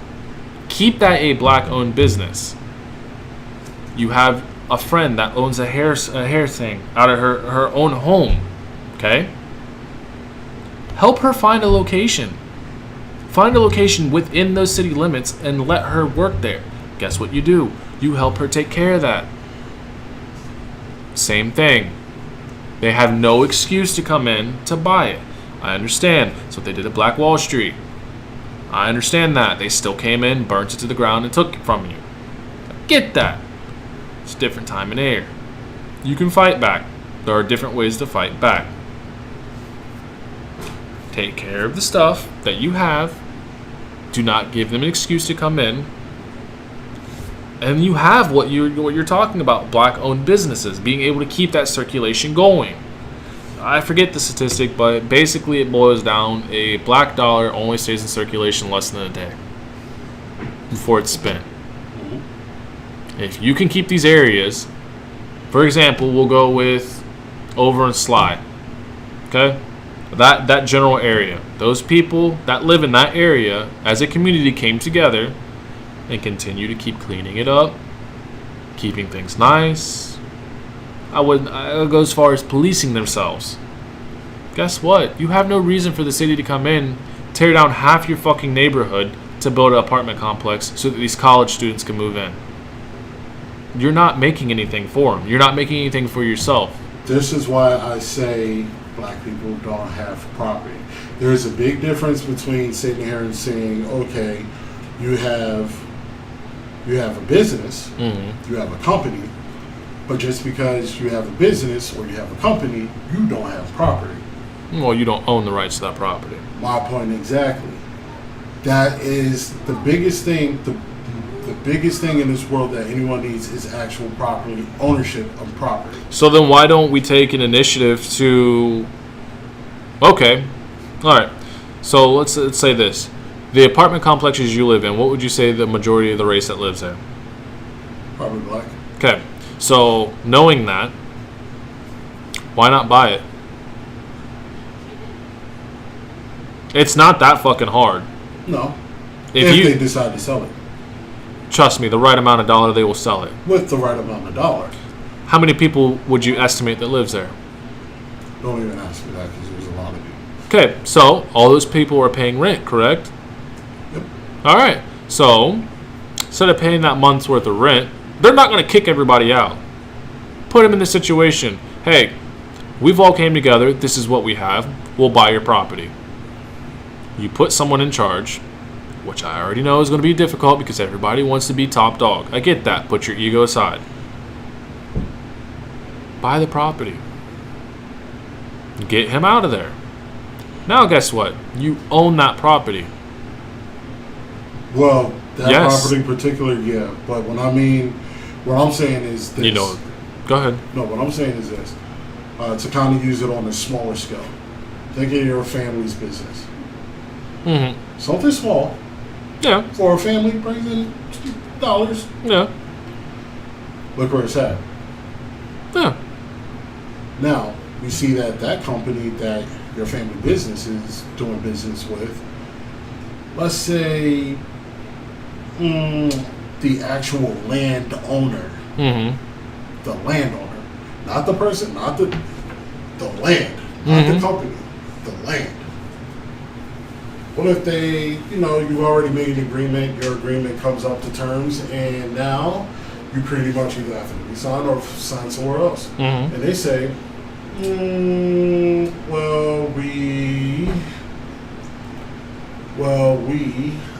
we're not going to have you resign. Mm-hmm. You don't own that property. No, correct. That company doesn't own that property. Correct. Now, when you say has everyone taken their money and pretty much being able to buy my apartment complex, is it possible?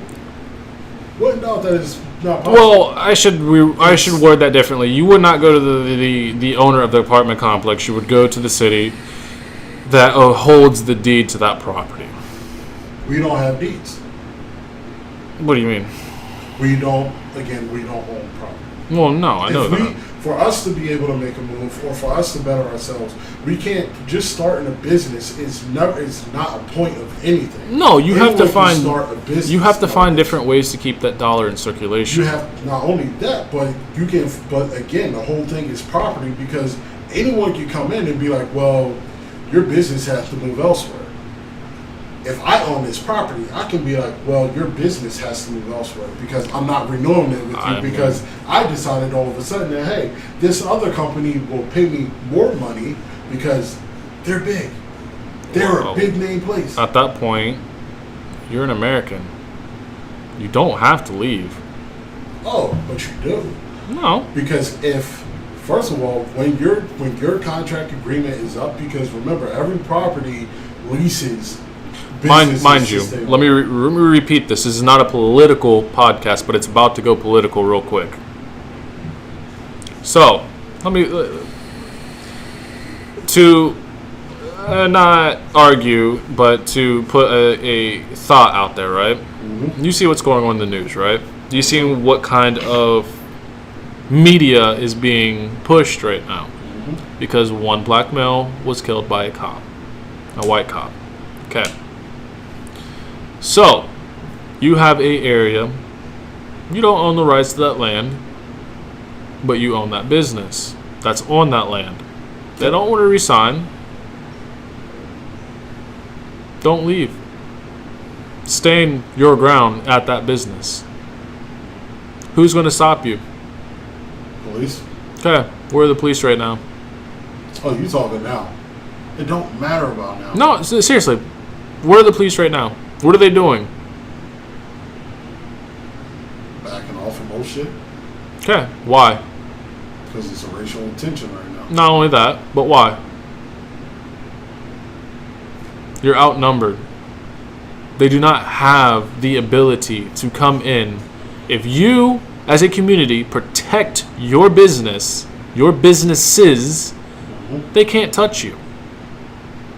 You can continue to do what you're doing. Yeah, but they're going to send in the military. They're going to do this. But at the same time, look at what they're going to put on the media. They can put that in the media all day. It doesn't matter. It's going to change people's views. It doesn't matter. Because at the same time, because I'm the owner of... So you're saying what they're doing for George, it doesn't matter? No, it definitely matters. So what's the difference? What's the difference? Yeah. I own... The difference, well, it's definitely different anyway. But... I'm saying the protesting, standing your ground. What's the difference? Because lawfully, there's nothing that can be done if I own this property. It's my right to be like, okay, well, you need to leave. What do you think a civil war is? I know what a civil war is. Okay. Do they not fight for that land? Even though it's owned by someone else, it can be taken. Over a course of time, someone's going to come to... What land was taken in the Civil War? You know. I know. I know. But I'm just saying, that land can be taken. It is only owned by a piece of paper. Okay? At the end of the day, someone's going to come to a stalemate where the media pushes them to. This is where I'm getting at. The media controls whether you own that fucking property or not. So, if you own a business, okay? Mm-hmm. Say you own the I'm not going to say our location, but the little plaza that's right up here. Okay? Yep. You own that building. Okay? It's a black-owned building, but the city comes in and says, you do not own the land. We want to close your land down. You must shut your shop down now. You and everyone else that supports this movement, I don't want to say the movement, but it supports this movement because, you know, the color of your skin, come together and you stand your ground. What's going to happen? All you can do is petition.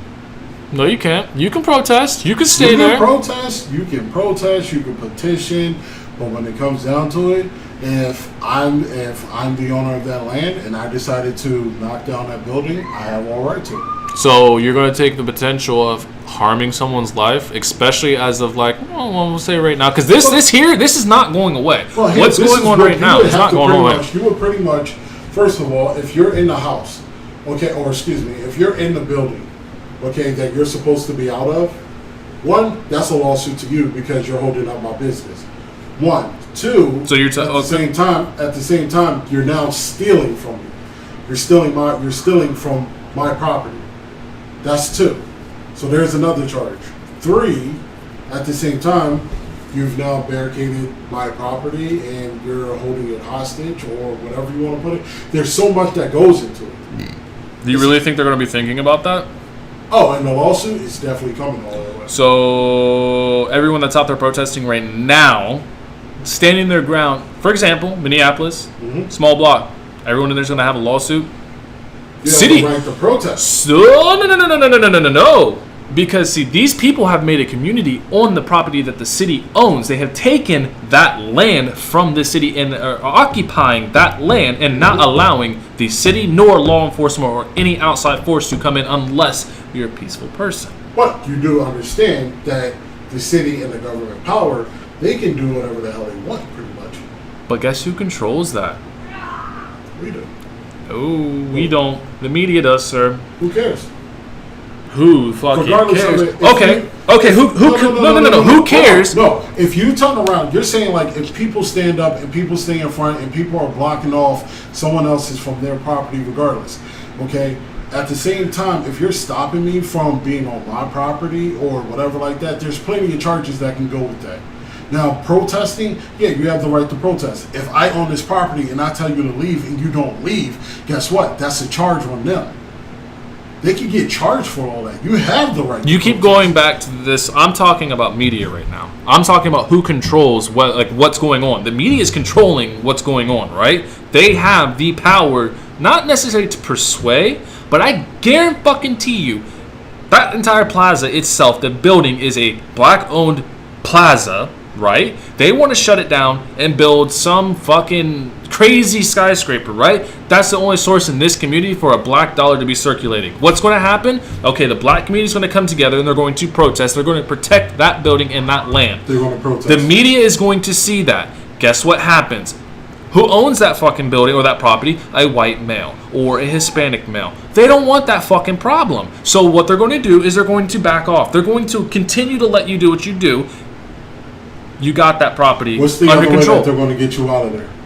Using force. But guess what? What have they learned using force does? Because of the media. Kill people. But it changes things. It changes other people that it does not affect their views on the outcome. So here's where I was getting at before you finished yours. If the media never got involved with the killing of George Floyd, would it be as big as it is now? Yes. No. Yes. No, it would not. Yes. I guarantee it would not. I bet you it would. I bet you it would not. Bet you it What would. about Trayvon? What about fucking Breonna? What about People are pissed about it. They were pissed, but they didn't. This shit happened not even years, months, and somewhat years prior to George. The reason George blew up is because of the media. If the media was never involved with the killing of George Floyd, guess what? You would have heard about it for a month or two, and it would have been pushed under the rug. The media has the control to persuade different events. The media does have that, but at the same time, like, we were already pissed about Ahmaud Arbery. We were pretty much at the point, and just for that to happen, and then right after that, this happens. Do you think right after that, this happens, and this happens? It's not only the fact with that happening on the East Coast. Do you really think the people on the West Coast really knew about what was going on, other than the fact of what they seen on a video? Yes, Aubrey? That's what I'm comparing right now. Do you think they would have seen the actual factual parts behind that, or would they would have seen what a lot of people online were saying? Oh, a black male was caught in a complex, an unbuilt complex, stealing. Okay, these two guys found him. He argued and fought with them. They shot him. Guess what? Those guys are seen innocent in the people on the West Coast. Now, if the news never got involved and continued to press the right story and allowed those people to go on camera to testify against this, that shit would have never made it over there. Yeah, it would have. No, it would not have. Yeah, it would have. Well, in this case, I'm going to say in this case, because obviously it was the media that did have the video. That's the one thing that they had hands up on. But usually in these cases, there's videos everywhere of usually when shit. How many months do you think it would have been before you found out about George? Before I found out about George? The full story. Shit, do we even really have the full story now? Other than the conspiracies that they're going out. But I'm just saying, other than what you've seen on Instagram, okay, everybody else's opinion, and not seeing the factual portions of it, not saying that the media is always factual. Yes, they blow certain things out of proportion, but I'm just saying, how many months would it have been before you seen that? Probably would have been forever or never. Correct. So now with the media on your side or on board, or just even covering the story, making it bigger, guess what? That's seen in a lot of fucking eyes. And that's going to change a lot of people's opinion. So now when you have this black-owned complex or plaza that's on a white-owned property, guess what's going to get thrown in there? That race card. And that's what's going to win you that fucking property. Unfortunately, I hate to say that. I will argue this with you all fucking night. Yes, it will. No, the fucking yes, it will. No, it won't. Because at that point, you're never going to be able to be touched.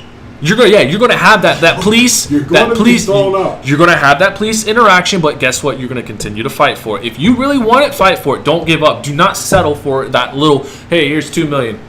You and your family are set for a while. That's true. Don't settle for that. Keep fighting for what you want. I don't care if you own just the building or if you don't own the property. If you fight for that land, you can take that land. Because at the end of the day, I guarantee you, with having mass majority of media and other people around you on your side, because they're trying to take a circulation from you, and you're blowing it out of not blowing out of proportion, but you're making it a big deal. I guarantee you, that property owner is going to be like, you know what? It's not even worth it. It's yours. I promise you. He won't. Okay. What's going to end up happening is he's going to either do one, or he's going to have to take extreme measures to getting his property back, which is very much possible because it's his property. You can't come onto my property and think that. But he cannot. He cannot use military nor police force to take his property. Yes, he can. No, he cannot. Yes, he can use police, but guess what? There's only so much they can do. They cannot shoot you. They can by human conscience, but by their laws or their oaths that they take, they cannot shoot you dead in the street because you are protesting. No, you can't. And that. Yes, lives are going to be lost. Regardless things of are going to be happening. Protested or not, it doesn't. Whether you protested or not, when it comes down to that property, whoever owns that property has rights to that property. You can sit there, we can protest it, we can get mad about it, we can be upset about it. But when it comes down to it, the person who's sitting there fighting to stay on his property, guess what? I'm pretty sure he doesn't have the money to battle the person that's giving him a chance to be on it. You don't have to have money. That's one. And yes, he's going to. Now, what I can also do is if I am the owner of that property, you know what I can do? I can raise your rent on it. I can raise your lease on it. Oh, but if you don't pay, please believe when it comes down to contract time, you've already most likely signed the contract that if you're not paying, you have to leave this premises. If you don't leave this premises, and whatever you leave behind on this premises now becomes mine. So technically, if you don't sign and if you don't leave in an amount of days, the same way if you have an apartment that you're renting in and people kick you out for whatever reason, whatever you left in that apartment and you didn't take with you and you agreed to, guess what? That stuff belongs to them now. Mm-hmm. So at that same time, yes, there's nothing much you can really do if that property owner decides not to release the place to you or whatever they want to do with that place, they can do with that place because it's their property. That is the biggest problem, that we don't have property. We have we have businesses. Anyone can start a business, but guess what? Your business doesn't really mean shit if you need property. Here's where I was trying to get my point to. I couldn't think of the definition, right? So this also falls into what we're talking about. Okay. Which is also what we're fighting for now, right? Hopefully by then, if anything, knock on wood, this never happens. I don't want this to come down to this, but hopefully when it does come down to it, we have done our job. But one of the biggest things we can do as a culture, getting in African Americans into Congress.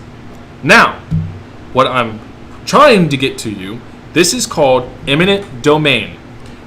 Eminent domain is the power of the state, providence, or national government or Congress to take private property for public use.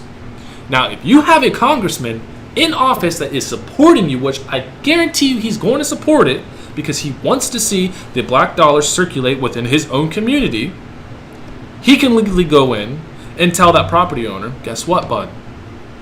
This is there now. This public property. Now, guess what? Guess who owns that? The city. Now guess who has to fight that battle? Congress. That's going to be a long drawn out fight, but with the right lawyers and the right words, that property will be won over. So no, the property owner does not have the power, unless you're heavily unarmed, to come in to kick off 200 people. So when you take the proper measures, he doesn't have the power to kick off 200 people. Just throwing a number out there. I mean, from protesting? Correct. Yes, it's private property, but you also have to remember the cops are going to have to come in there and take out 200 people. Well, guess what? Those 200 people each know 10 people, so those 200 people are going to potentially bring 2,000 people. Those 2,000 people are going to eventually bring in 10,000 people. Doesn't matter. It does. How do you think? If I tell you to get off my property that I legally own. Now, the cops, they can tell you to go across the street. You can protest across the street, but when it comes to that property, you have to get off because you were asked off. Did they do that in New York? Where? Did they do that in Georgia? Where? Did they do that in Seattle? Did they do that Iowa, I think it was? Not Iowa. The other, Arizona was another one. California? They can. Did they? They might not have. They can, though. No, but I'm saying, did those people leave? Did those people leave those private properties that they were told to get off of? You underestimate the power of the civil voice. I don't underestimate the power of the voice, but what I do underestimate, or excuse me, what I am going to put it at, is that when it comes down to it, a lot of people fear. A lot of people fear and won't do anything and everything to keep what they believe. You can make anyone do pretty much anything when their life is threatened. Anything. Why you think we got people who go out, look at 6ix9ine. 6ix9ine is a great example of a person who had his, of a person who was on the last leg. That has nothing to do with what we're talking about. But what I'm saying is, this is what I'm saying. Like, if cops come, how many people usually run off? Usually everybody. Like, truthfully, we could be at the races all day. Listen, with what we're talking about, you can't judge this off the past. This is from now forward. from now forward, it still doesn't matter. Yes, it does. So you're telling me since the cops showed up at New York, so let's just say New York Square, with the thousands of people out there on private fucking property, and the cops said, you must leave now. How many people left? Versus how many people were still there? But if I'm the owner and I want them off my property, then please believe the cops have to get these people off my property. Look at all the fucking businesses that got destroyed. People were protesting in front of these businesses, and the owner said, I don't want them there. Take them away. Who left? The cops fucking left. They're outnumbered. They are outnumbered. You can't do anything unless you would have to have fucking Orange County, Dade County, fucking Hillsborough County, Pinellas County, Hollywood, all these different counties come to this one location. They're not going to do that. They're not. You're going to have Hillsborough County coming to this location to try to stop the situation. Did that work in Tampa? Fuck no. People were still out there. Oh, guess what? Our mayor put in a... First of all, the people, don't get it twisted. Yes, the people out in Tampa, they did what they did. They looted, they destroyed shit, yes. But at the same time, these motherfuckers kept moving. It's not the same. We're talking about just one property. I get that. But, okay, who's to say... Okay, who cares? They kick you off. Yep. Do you really think we're not going to come back? Someone's going to be there 24/7. But when it comes down to it, okay, now let's say you have to have hundreds of people to go out there. Now, when you do that, what do they bring? Oh, they bring more cops with bigger weapons that they can use if they feel threatened. Do cops want to? No, they don't, because they're scared right now. No cop wants to be videotaped, and cops are really pissed that. We're not talking about a small property. Let's just put that out there. I'm not talking about a lot around here. So it does matter, because at the end of the day, if you believe in what you are fighting for, you should have no fear. No fear whatsoever. You should always have fear. No. Yes. No. Yes. Okay, so I hate to say this. Let's put you in the George situation. Yep. Okay? Knock on wood. Your brother gets shot by a white cop. Mm-hmm. Okay? You're not going to be fearless of fighting back.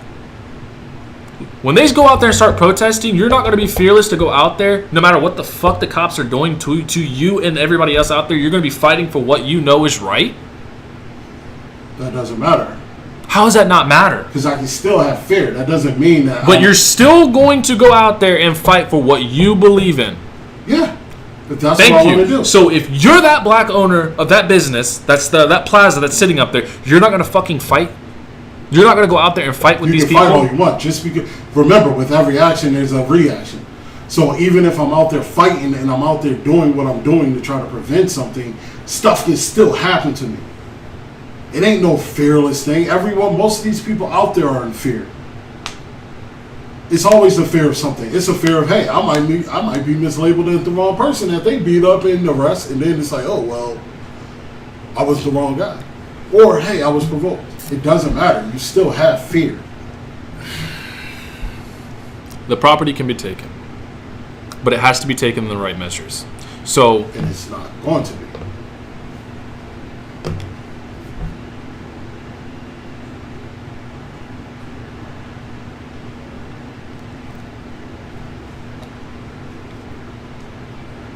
You own that property. You own that property, okay? Yep. This property is yours. You own this property, okay? This is my business. Yep. Okay? You get pissed off, whatever. You come to me. Hey, we're not renewing your contract. We're not going to renew your lease. Look around you. You're in a African American culture, African American community. It's not going to happen. I want that property. Okay, pay me. No. I'm not paying you. There's 1,000 people. Won't even go that far. There's 200 people. There's 100 people. There's another 200 people. There's another 200 people. There's the media behind you. Okay? Mm-hmm. Here's your congressman you put in place. What we should be doing. He's fighting. Imagine something else there. He has a lawyer. The lawyer knows what the fuck he's doing. Never lost a case. Because trust me, the congressman's going to get a lawyer that's never going to lose a case. They fight. They fight. Meantime, police, you're protecting. You're not doing anything crazy. You're protesting. Even if they want you off the property, cool. Surround the building. So now, here I am on public land not owned by you, surrounding this building, not allowing you to come in to destroy it. You want to know why you're not going to come in and destroy it? Because you have the media behind you. As soon as you touch one of those people, media comes in. Guess what? You're the bad guy, no matter what. Doesn't matter if you're protecting your community or your property or what. You're the bad guy. Guess what that's going to do to you? Nah, it might instill a little bit of fear into you. It also is going to tarnish your name. It's going to run you through the fucking ringer. Okay? Okay. So while they're fighting and you're protecting, there's nothing you, as a property owner, can do. Eminent domain decides to come in. Guess what? This is now public property. I have say-so of public property. This is no longer your property because it is causing too big of an issue. You do not own this property no more. If any water come out on my mic on my thing, It gets completely empty. Here I am, back on your property, with my business, with my community, taking care of my business, with the black dollar in circulation. Except, here's the problem in that case. Here's the problem. You're here. He's going to have to fight. Now, like you said, the congressman is going to have to fight. He's going to have to fight. He's going to have to find a lawyer that can do the job. Not hard. Now, at the same time, don't get it twisted. I'm probably, if I own this property, I probably own a few other properties. And that means I have money coming in. Which at the same time, especially if I, most likely, especially if I own a lot of property and I got a lot of money coming in, guess what? I could get me a great lawyer also. But you want to know? If I get me a great lawyer also, because at the same time, you saying no to moving your business, that's, you have completely tried to take over my land. You can't take over my land. That's my land.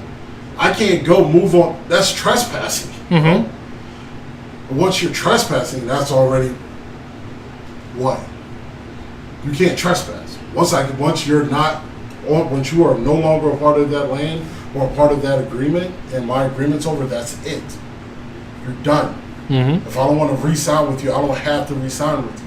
Now, if the governor or whoever makes it that way, then they make it that way.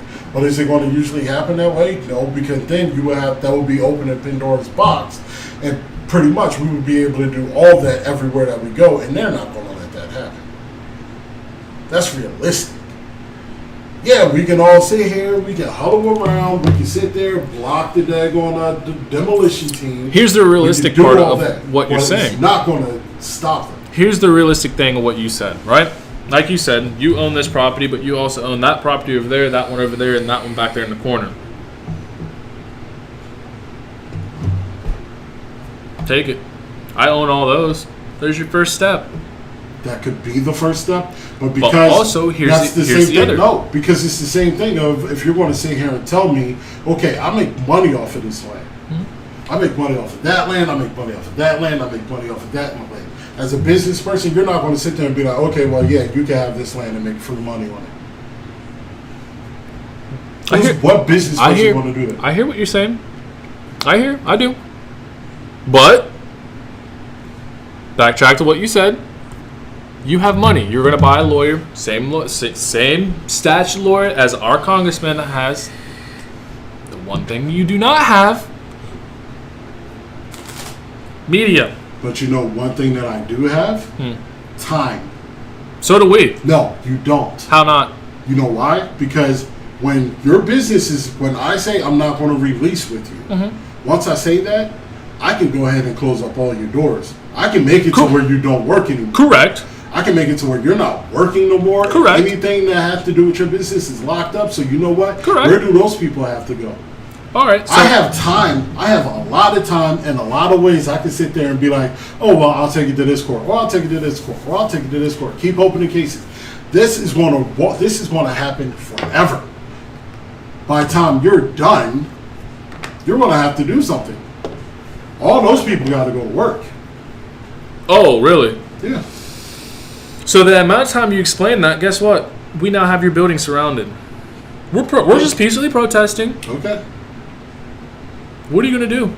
You just gonna Whatever I come? feel like You I just need gonna to come do. through and have the cops mow us all down No. with the media behind us? No. Of course Exactly. not. You can be around the building. Guess what? I'm going to destroy the building. But What happens when you destroy Right? how are you gonna destroy a building when it's completely surrounded? When it's completely surrounded? Oh, they'll get in there.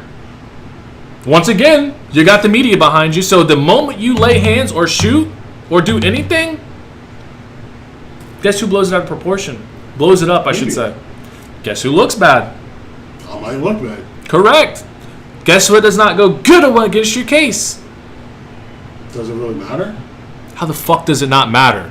Because If the congressman and his fucking lawyer are fighting for this property, okay, while all these people are out here peacefully protesting, okay, and you... is it a peaceful protest if you stop me from being able to get on my land? What violence have we caused? What violence have you caused? You have blocked me from being able to get on my land. So Have we laid our hands on you? technically, Have we destroyed the property? Have you let me on my land? Doesn't matter. Yes, it does. Have if not you don't touched let me you. in my house, what is that?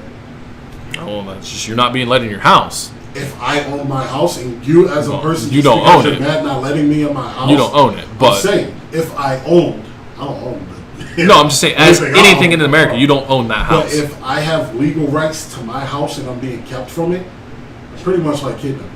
No, it's not. Pretty much it. No, it's You are not. You are not letting me get inside my house. No, I don't know what the heck it would be, but there's something on it. definitely not kidnapping. If you don't let me Because in it's my been house, done all throughout history. If you don't let me in my house, that's, I don't know what law it is, but please believe you're stopping me from being able to get in my house. Okay, you know what?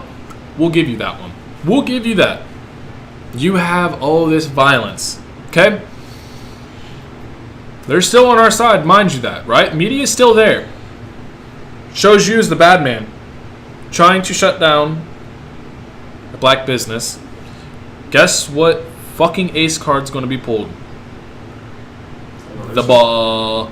Exactly. The race card, right? It's not going to look good on you in court. So now you have a... Think about this. Hold on. Go ahead. Now you have a congressman and a high-powered lawyer against the racist and a high-powered lawyer.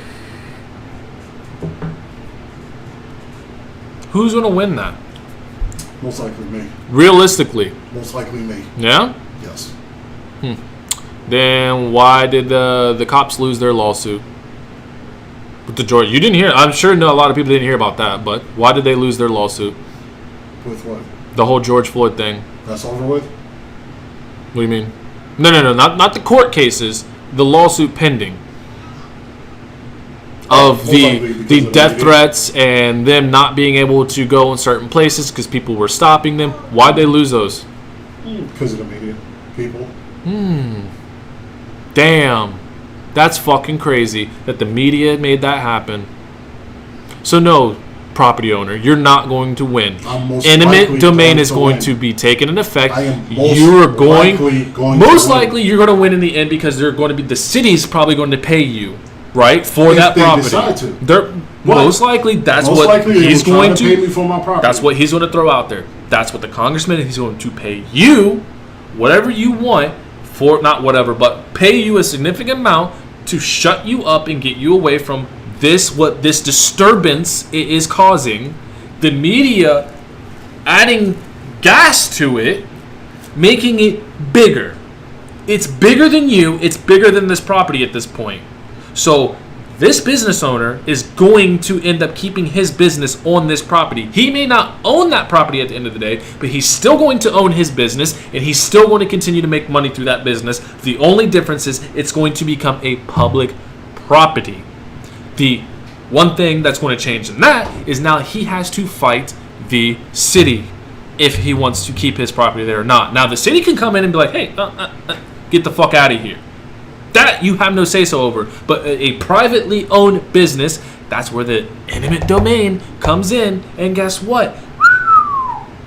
Now he has that fucking business still on that property. It's happened countless times through history. It's happening now. That's never going to change.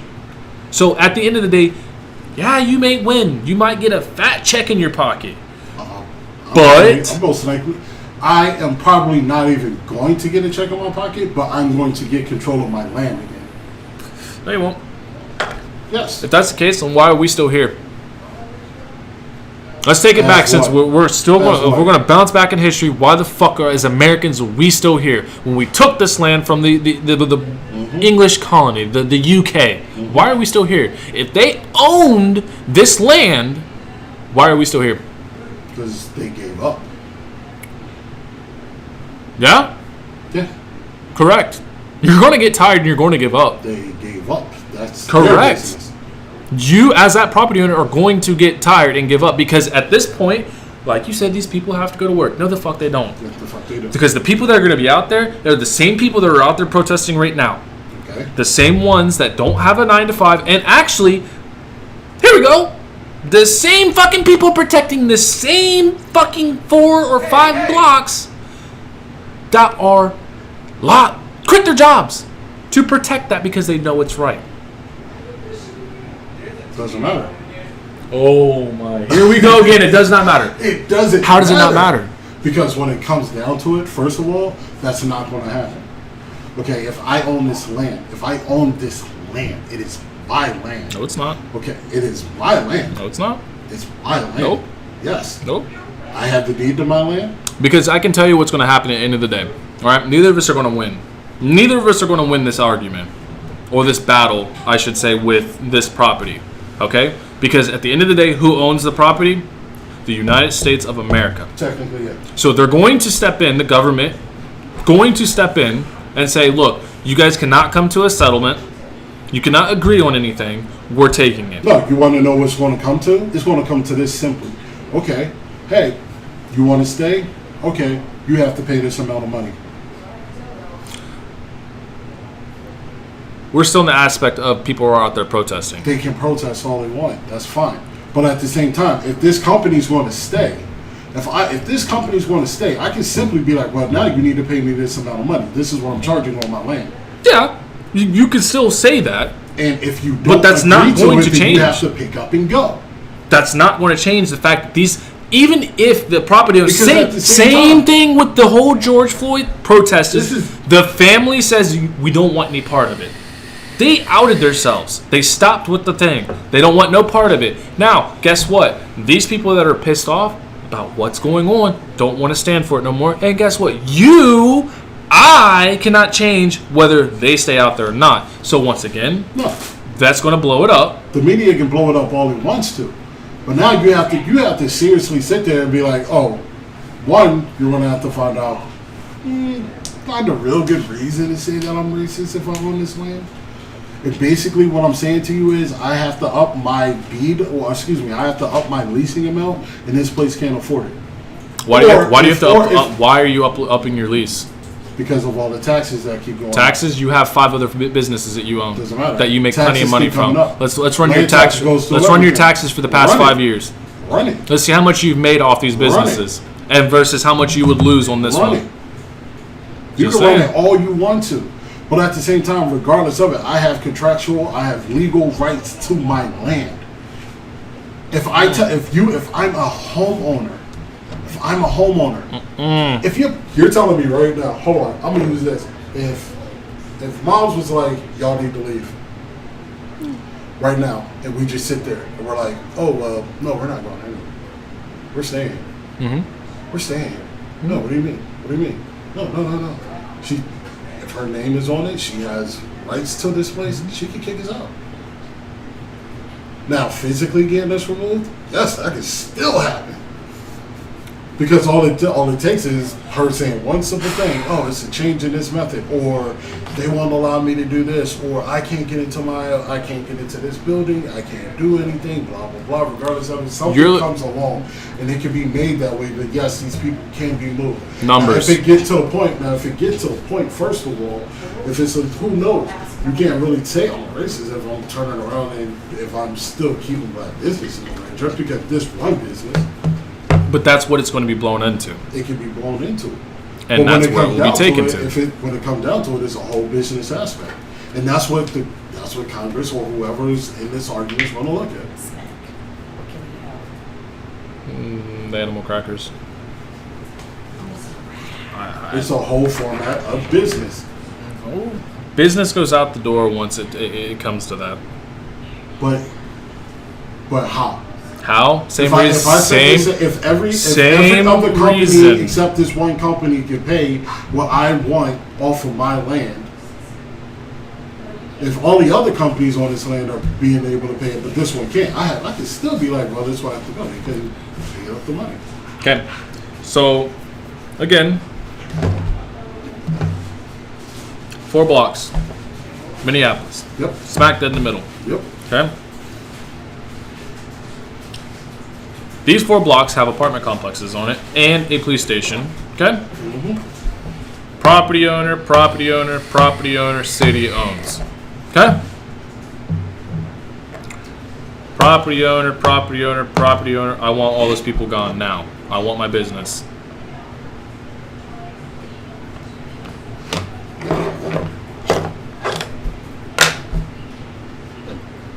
Those are the people occupying.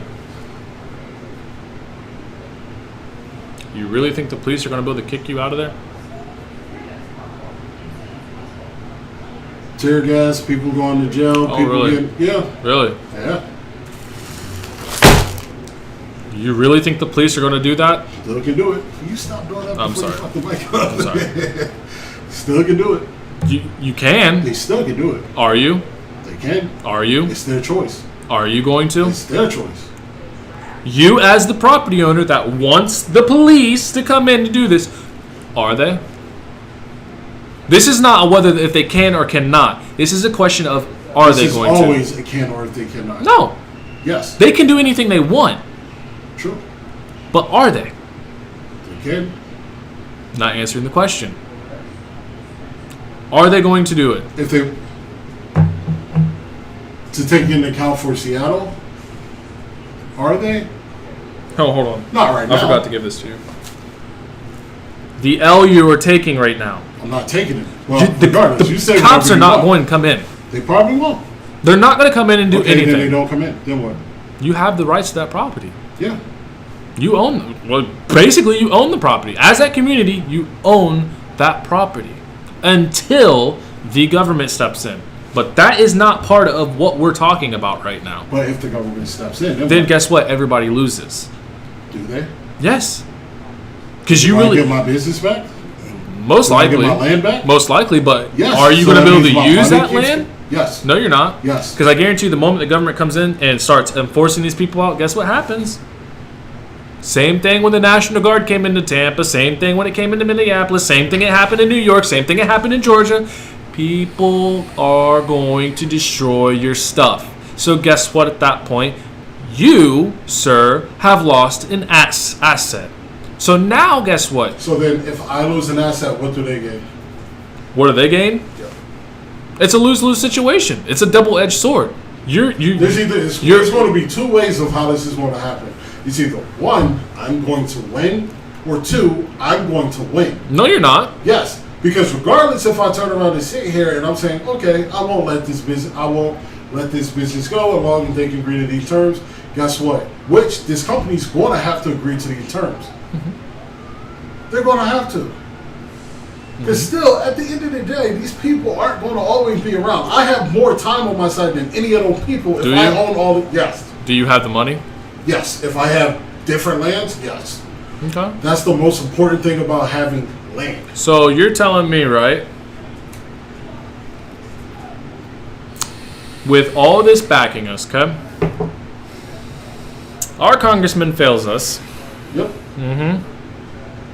and you have close to 2,000-3,000, we'll say more than that, 5,000-6,000 people occupying this. We're not even talking about that no more, but occupying this area, right? And news comes out, hey, you guys are losing this battle, you have to leave. Congressman leaves. Who stays?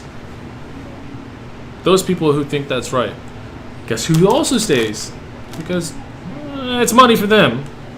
Media stays. Here comes the government.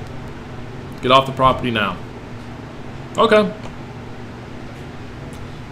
Property is now destroyed. So now you've lost a multi-billion asset. Okay? No, I haven't. How have you not? You destroy my property, I still can build on that property. Correct. Thank you. Thank you for adding to my side. Your 5 buildings at this point are destroyed. Multi-billion businesses. So we'll go ahead and say 5 billion in the hole as of now. Okay? We destroy it. Can't get everybody. We leave. You might get a few. Yep. Now how much do you have to spend? Are you willing to spend to rebuild every building on that property? Well, with the insurance money that I just received. Oh, you're not going to get insurance from I'm that. definitely getting insurance. No, you're not. money. Yes. I bet you won't. I bet you I will. So you're going to tell me New York and all those businesses are going to get insurance money? Oh, when most likely. Are already battling because now the city does not want to give them insurance money because of this? Doesn't matter. You think Seattle's going to get, all those businesses are going to get insurance? Yes. No. Yes. No. Because at that point, you've lost more than what you make and what you can put in to rebuild it. Banks go broke. We have banks in America that actually go broke and they get bailed out. So you're telling me right now the same thing's going to happen. What's going to end up happening is that these insurance companies are going to have to end up paying me. But what's going to end up happening is they're going to get a bailout because insurance companies run through banks. It's been going on forever. I'm either going to get more of a tax break, so that means more money is going to be taken out of the normal people who don't have that much money. 2, I'm still going to get my insurance money. I'm getting my land back. So you're going to build on there? Huh? You're going to build on there? If I want, yeah. Okay, so what's to say? What if we come back? You come back. Destroy it again. Insurance. Insurance is only going to cover so many times. Oh yeah, they're going to only cover so many times. Eventually, we the people are going to win this battle because the people at this aren't going to point, put up that much of a fight. Again, I have time. So regardless of it, if you whether you destroy my building or not, destroy my land or not, guess what? I can wait forever. First off, I can wait forever because again, I do have money everywhere. Why do you think no, hold on. If I'm a corporation owner, if I say I work for Publix, one Publix area gets shut down for whatever reason, I'm still making that bank because I have so many other other companies making money. Guess what? Whether I keep that down for now and then I decide later to rebuild on it, because for all I care, I could just get that place cleaned up. I could decide to sell it if I do decide to sell it. Or I could go ahead and put another business on there. I could be so funny and be like, oh, well, you know what? They are mad because I shut down this one black business. Oh, what I can do, I can just bring in another black business that can afford what I want. Guess what? That black business comes in. You think black people are going to turn around and be like, oh, well, fuck this black business, blah, blah, blah. No. Well, they're going to be like, it's a black business. So either way, I can play the game. Yeah, okay, but still. Play the game. But let me say this. Any smart business owner, let's just put it that way, that shit gets destroyed, they're not going to rebuild on that. You're going to take the insurance money and move on somewhere else because at the end of the day, that is going to be destroyed or tarnished for the rest of time. It'll be tarnished unless I decide, like I said, I can play the game. I can sit here and play the game all I want. I could turn around and say, okay, I'm going to put a black business on there that can pay me the money. But does that really make you a winner at the end of the day? Yeah, because I'm still getting money. Guess what? My insurance has paid me. The only thing you're getting from... My insurance has paid me. My daggone, this company that I'm going to put there that is a black-owned business that can actually pay the money that I want. Guess what? They're going to pay me more money. Guess what? I'm out the public eye now. Because No, you're not. I just You really think you're going to find a black business that's going to occupy that space after the entire situation that went on? Yes. No, you're not. Yes. No, you're not. Yes. Well, if you do, then guess what? You want to know why? Because if that money can bring, first of all, if that's the right area and it can bring in hella money, yes. Sell out. What do you think? Selling out your culture.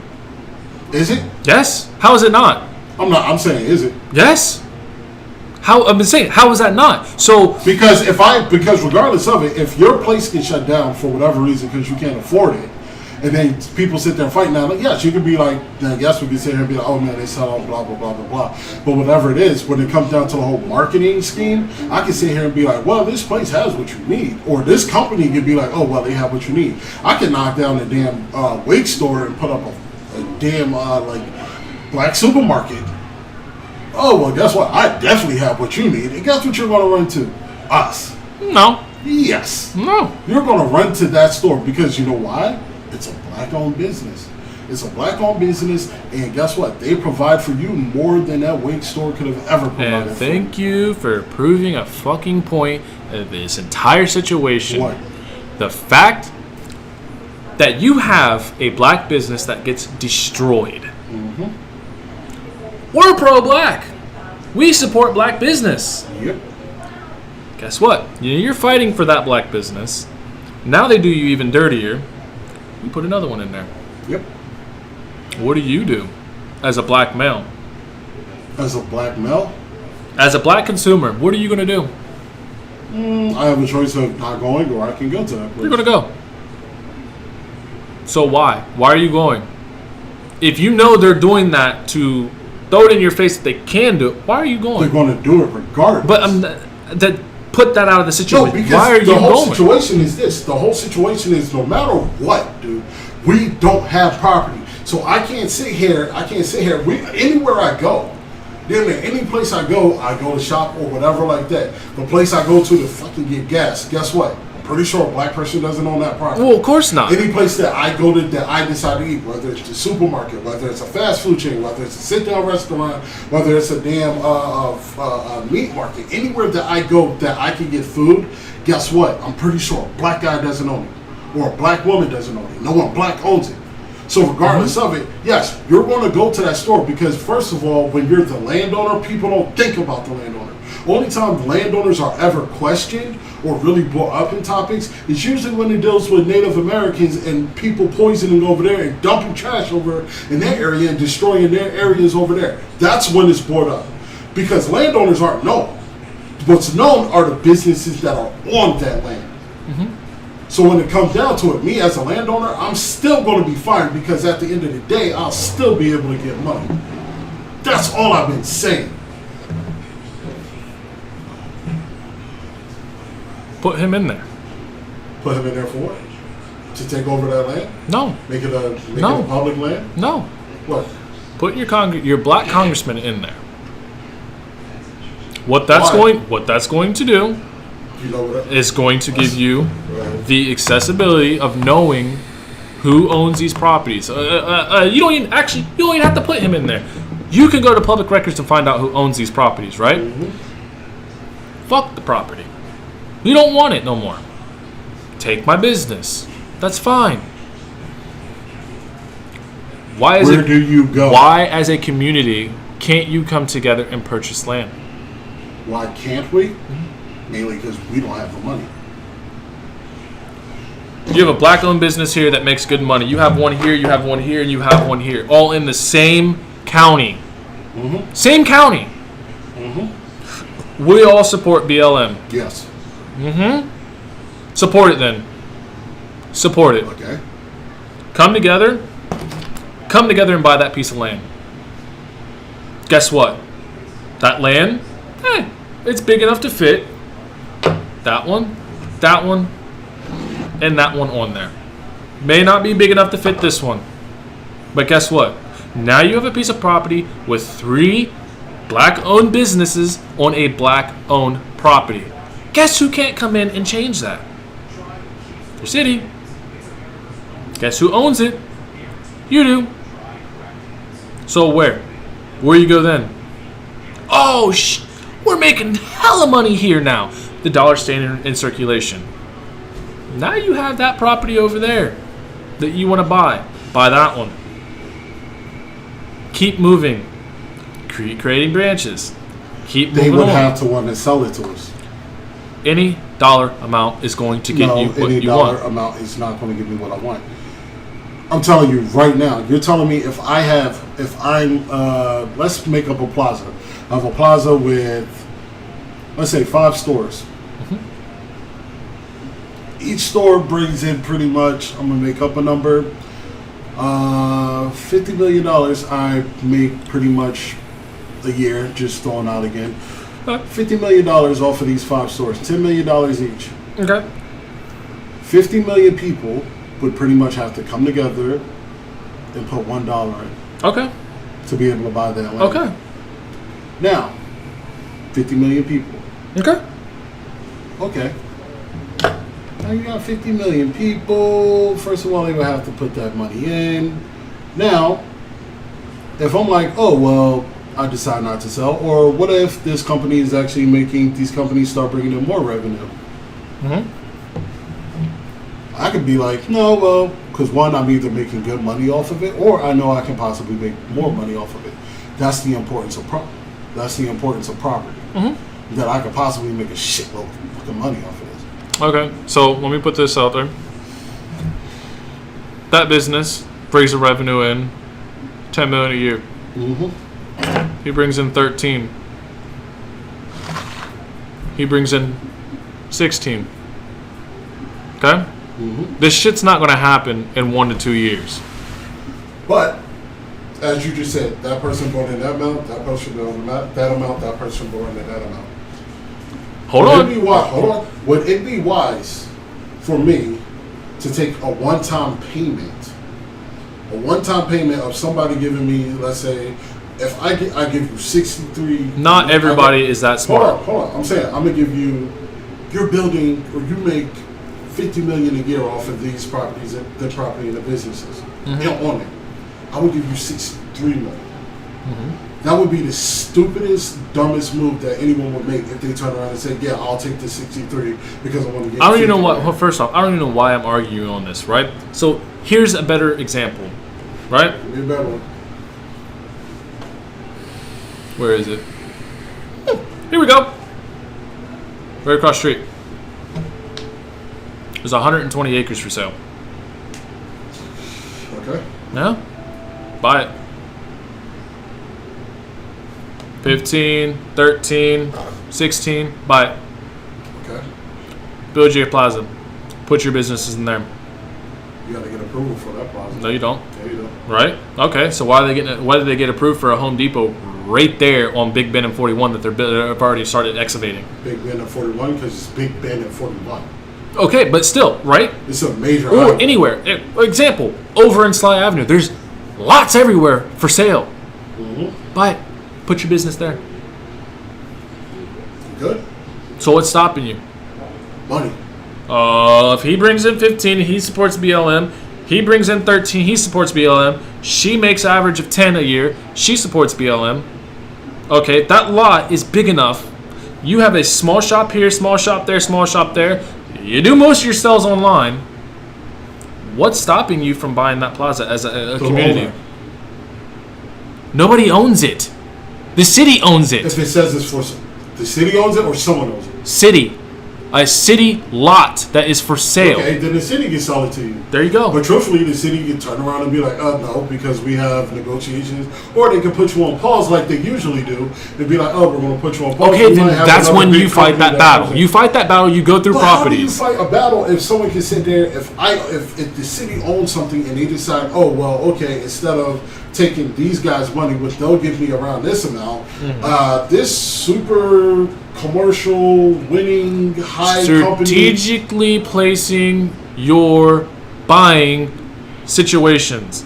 No, you're not going to go out here to Waimama where there's nothing and try to buy 500 acres when there's not a Walmart or a Target or a Publix in near. Are you fucking kidding me? Yes, I would. No. Why would you do that? In Waimama? Do you not see Waimama's growing? You're taking that out of I am context. not taking it out of context. Yes. If I'm a business person, yes, I'm going to buy Here that in Apollo land. Beach. You know what I could get built over there? Was being built over there. More land. I More understand daggone new houses are being built. I get Guess that. what? I'm kicking But farmers and crap now out of here. you have to fight that battle with Walmart, Target, Publix, which are already multi-trillion, well, not trillion, but billion companies that are going to offer more. So yes, you're going to fall in that same situation that you were talking about. Now, let's go to the inner cities of Tampa, where you have 2 acres for sale. 2 acres is enough to build a small 6, 10, maybe a 15 plaza. Doesn't have to have a big parking lot. Does not have to have all these fancy things. Just a basic plaza that you would see like up here at the corner of the street. Block building, has your buildings inside. Oh, look, another big name company comes in. Oh, I could get a Dunkin' Donuts in there. Oh, I could get a Starbucks in there. Guess oh, what? I could get Who owns that property? Who owns the property? City. No, because you bought that land. You initially put You your are so business confusing because we were just talking about city on the land. Now you're saying I'm on the land. Listen, Drew, before you buy that property, the city owns it, correct? Yes. Okay, now, as a black male, you buy that property. Who owns the property? Me. Okay, correct. Now, what do you do from there? You build your plaza, correct? Yes. Okay, now you have these black businesses that want to move off of the property they do not own onto a black-owned property. They move in. They put their businesses in there, correct? Yeah. Now you have Walmart, like you said, coming in. Hey, we want that area. We want to buy it out. Guess what? I have the ability to say no. Exactly. There you go. There you go. That's what I've been saying. That was a completely different scenario. That there was what we were talking about with this one up here. That's completely different. It's going about it a different way. That's going about the dumb way in a sense. The same. Not saying the protesters or George was dumb, but I'm saying the violence. Yeah, certain things I'm cool with. Burn it down, rebuild, but do it smart. Burn down the buildings or the areas of the city that you know that are bad, that you don't want there. Damn, I'm getting tired. But at that point, like we were saying with that one up there, that's the dumb way of going about it. Yeah, okay, you can go about it that route. It's going to be a long 5-6 year drawn out situation. But at the end of the day, someone's going to have to give up. And you're going to continue to keep losing money when there's not a business in there. Because no matter what, this is going to keep feeding people to keep going and keep going and keep going. There are more people on this nation than there are dollars in your bank account. So no matter what you're getting from these 5 other businesses, you're still losing at the end of the day on that business money-wise. Your pride and ego, yeah, you can keep that way up there. But at the end of the day, you're still going to be losing money on that. Okay? Yeah, with no business going or no businesses actually. Correct. Paying. So Yeah, as a smart business owner, as yourself, eventually you're going to give up. I'm losing more on this property. Or I could be smart about it and actually keep my company, keep my land, and then get another company in here. But you're still running into that issue. Dude, it's been 2-3 months since with the whole George thing, and these people are still occupying the different parts in the world. Riots and protesting is still going on. Mm-hmm. It's not going to end anytime soon. That's what I'm saying. Yeah, you say you have time and you have the money. How much time and how much money? How long can people go without working and survive in this company? In this world? Hey, Mom. Or I think she's went back to the back room. Let's see. I'm trying to think of someone we don't know anybody that's mutual that would be in the system. Look at the people that live in the system. How many days of the year do they work? Who are in the system? Mm-hmm. Probably just as much as we do. Let's see. How many Americans live on Social Security? The system. Guess how many people live on the Social Security? How many? 63 million people in the United States. Mm-hmm. Okay, now you have to think, average, I would say close to maybe 10 of that is willing to fight. Let's just throw that out there. 10 million of them people are willing to fight. Most likely not in my area, but okay. No, not in your area, but they're going to fight in other ways. Mm-hmm. They're going to keep supplying those people out there with stuff. They're going to continue to keep supplying that black. There's going to be many GoFundMe pages for this owner to keep continue, or not owner, the business dude to keep continue to do what he's doing. The business owner. They will. So the whole thing is they're going to I'm not going to say that this business. I'm not going to say like the business can't afford it. I'm just going to say if I'm the owner of that land, I can do you wrong in so many ways that you won't be able to have your business there. Okay, that's fine. I damn near probably have full right to overcharge you on my land because it's my land. Now, I mean, there are other. I'm pretty sure there's other stuff that you have to go through. But I'm saying I can go to the top of my stipulations, or I can sit there and just be like, "Oh, I have another business that coming in that will pay me more." Mm-hmm. And as a business and being an owner of it, I can sit there and agree to their terms. But also, I trust me, I understand both sides of what we've been arguing, right? Is there a law that protects?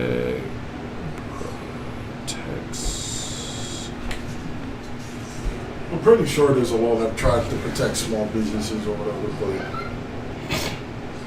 but it usually comes down to it, and you see the stuff that we see every day. Why do you think Walmart got so huge? Walmart was notorious for knocking out small businesses, and like if Walmart can do it, McDonald's can do it. All these big corporations can sit there and they can do this, so it don't really matter. The whole thing is, if you can get a thing of land and you can own land as a black male or a black female or whatever race you are, if you can own land, there's nothing more important than land. That's why one of the biggest things, truthfully, when it comes down to the whole reparations thing, we don't care about the mule, we definitely care about land. Mm-hmm. Because if we have land and it's ours, we can do whatever we want on that land. We can build homes on that land. We can build businesses on that land, and it can keep going. Thankfully, this has happened in the past, and me as this business owner, I had this thing called the in my left side, eminent domain, and then the other side, I have the Property Owner Fairness Act, which states that in addition to the eminent domain reform, the Property Ownership Fairness Act requires the state and local governments to compensate the owners when their regulations reduce the value of their property. Guess what? When we destroy it, what does it do? Degrades the property. Correct. Guess who gets paid? Property owner. And business owner. So at the end of the day, no, you're not fucking me.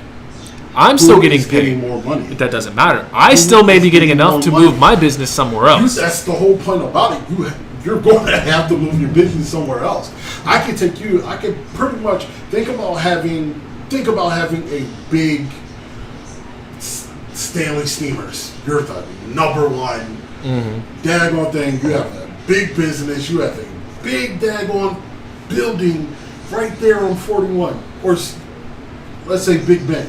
Well, in all fairness, a business owner's not going to buy that. If you're over on, let's say 301 and Big Ben, over there, you have tons of markets. What about 301 in Progress, where the Stanley Steamers business is? I know what you're saying, but I'm just saying, I just made the thing. Yeah. But I mean of something in that area that now where that Stanley Steamer is. Probably a little bit better, because if it's the corporations that are starting to be built around there, probably even better, and the apartment buildings in that area. But compared to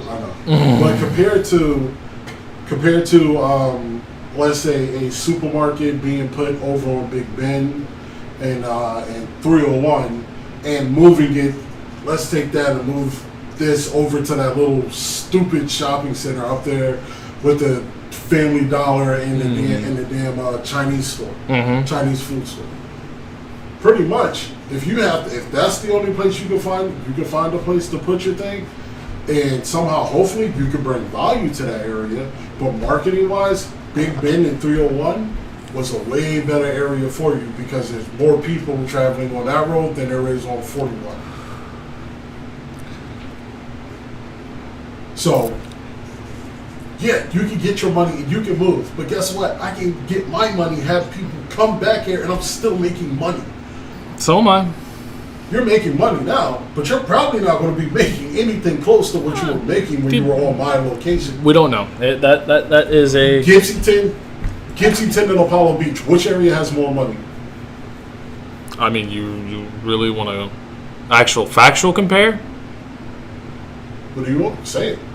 Apollo Beach. Exactly.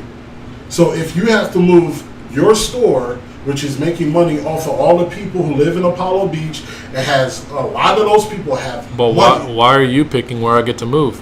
No, I'm just saying if you move. I'm not saying you pick where you go. If you end up in Gibsonton, compared to ending up in Apollo Beach, please believe you made more money in Apollo Beach than you did in Gibsonton. But at the look, we're gonna wrap this up. No, hold on. Let's finish it. I know we're gonna wrap it up. Because I'm just saying that if listen, you make more money, when you if put you're it around rich people and rich people are coming into your store, it would make no sense for this Publix over here to move to a crappy area One, only thing it would do, for a while it might look nice because, oh my God, it's a new building. But if no other company moves over there to better and upgrade that area, guess what? That Publix is going to fall. It's going to turn out like all these Winn-Dixies and crap around it. It's going to drop in price. And once that happens, Publix ain't getting that money right, and they're losing out on more money because they're paying more money to stay there, and they can't, and they're not breaking some kind of point. They're moving. I would rather have my business, my big franchise business in Apollo Beach than I would ever want in fucking Gibsonton. But I'm not franchised. If you're a small company, then that's your business. If you're not a franchise, so you better hope you're basically. Like would you want Pizza Hut in Apollo Beach or Gibsonton? Honestly, Gibsonton. Why? Why? Because Pizza Hut is a cheaper pizza company. One, True. More people live in Gibsonton. Two, that means my sales would go through the roof. Doesn't matter whether the wealth of the company. But same argument we had about the whole Instagram thing. There's a lot more fish in Gibsonton there are in Apollo Beach. So guess what? A lot more people. But like you were saying with the big fish thing, I said, now true, small fish. Trust me, pizza's a horrible analogy for you. You're going to lose that one. No, Gibsonton is definitely a small pond. No, it's not. Yeah, there's money in Gibsonton, don't get me wrong. I'm not saying there's not, but I'm just saying that the money in Gibsonton, or say for example, a Little Caesars, I would probably want one more closer to Apollo, because if people decide, I got Apollo Beach people who want to be like, oh, well, I'm going to have a party, let's have a beer, let's have something, I can buy 20 pieces. That makes more sense. That makes more sense because obviously Little Caesar doesn't deliver, because that's where I was going to bite you in your ass. Because if I put a fucking Pizza Hut in Gibsonton, where there's a lot more people and they deliver, I can still deliver to Apollo Beach, sir. I can still come out here and make my money. You can't say anything about that. You don't own the public road or the homes around there. Yeah, but you know the deal. They always got the little cut-off areas. Just because I have my Pizza Hut right here in this plaza, and you say, oh, I don't like you, raise rent, get out of here. And I go literally on county line in Gibsonton, put my Pizza Hut there, I'm still going to deliver to Apollo Beach. I'm still going to be making the exact... You only have so far on your map you can go. I understand that, but guess what? Apollo Beach isn't big at all. Apollo Beach reaches literally from that Publix. Actually, that Publix that's up there is not Apollo Beach. Apollo Beach ends, guess what? Right after the tomato factory. Gibsonton, right when you get to Gibsonton, guess where that starts? Before 7-Eleven. So, as a business owner that you wanted to be shiesty, guess what I'm going to do? I'm still making my money from you around here, and now I'm also making money from Gibsonton. Case closed, sir. Yeah, but now I've been able to put more companies that will compete with yours and still get my money. But you're not able to put that knife in my back. Oh, I am. How? Because I'm taking away from your business. No, you. If I put a you piece, temporarily. Your Pizza Hut is up there in Gibsonton. Guess what? My Domino's is here. Or I also have a Papa John's here now. But guess what? You, as a property owner, do not control the prices of the business. I control what they're paying me. Correct. So guess what? You wanted to kick me out because I didn't want to pay an outrageous number. You put someone in that wants to pay that outrageous number. Yep. Guess what their prices are? They're up here. Nobody wants expensive food. Well, people for some reason love these stupid behind piece of change. Well, yeah, I get that. But I'm just saying, you raise your prices on rent, returns raises the prices in the business that is selling that. Now, if I'm selling it, oh my God, 1 mile down the road in a different county, same stuff for a cheaper price, guess who's coming to me? Trust me. No. Majority of those customers are still going to come to me. I'm not saying they won't. So but yeah, if I decide to bring at the end of the day, you still are going to have more competition. At the end of the day, yes, as a shiesty white property owner, you gained your property. Same way you gained all the land. Yes. Same way. Shiesty. Very shiesty. Shiesty. But as a strong African-American, Wakanda forever. I'm tired. I'll throw it up there. Wakanda forever. I had to go down the road. Cool, whatever. But at the end of the day, you made the stupid decision to put a more expensive business in there because you wanted more money. Yeah, you're going to get more money at the end of the day, but guess what? You're going to constantly be going through businesses. You're going to constantly have another business turn out.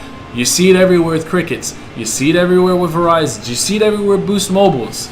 They're in there for a year. Guess what? We're out of here because you want too much. And it's not that hard or that easy to find a business to be able to move in there, especially new ones. So now you're going to be running into that issue where you have that lot or that building down. Yeah, you have 3 other ones in there making money. They're doing good. They're being able to pay their portion of it, but you're still losing on that building, okay? You keep putting people in there, keep putting people in there.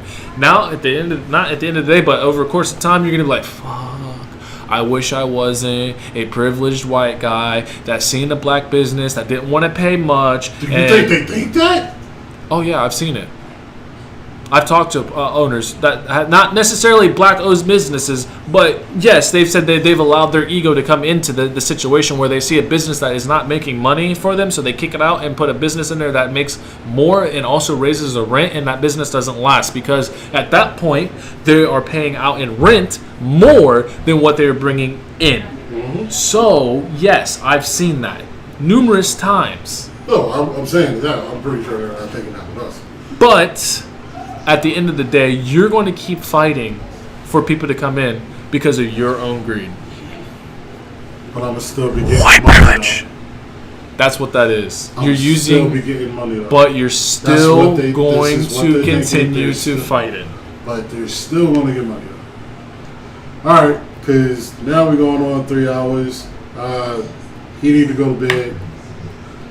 He tired. He hungry. Very. He thirsty.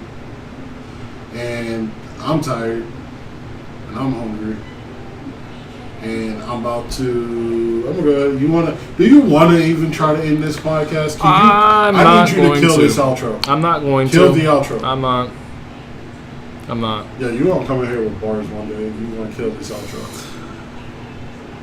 All right, ladies and gentlemen, thank you for tuning into the Methodized podcast.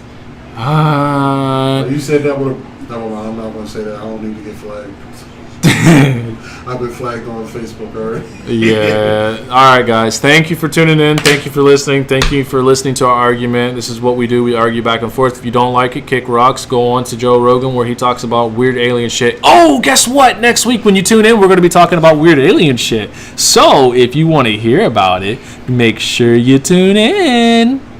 Bye, bitches. And follow us on Twitter, Instagram at MethodizedVids. Why can't you just be real with these niggas? Yo, you suck at outros. Let me kill this shit. Y'all, you know what it is. Fuck y'all niggas. We out this bitch. It's been Moss.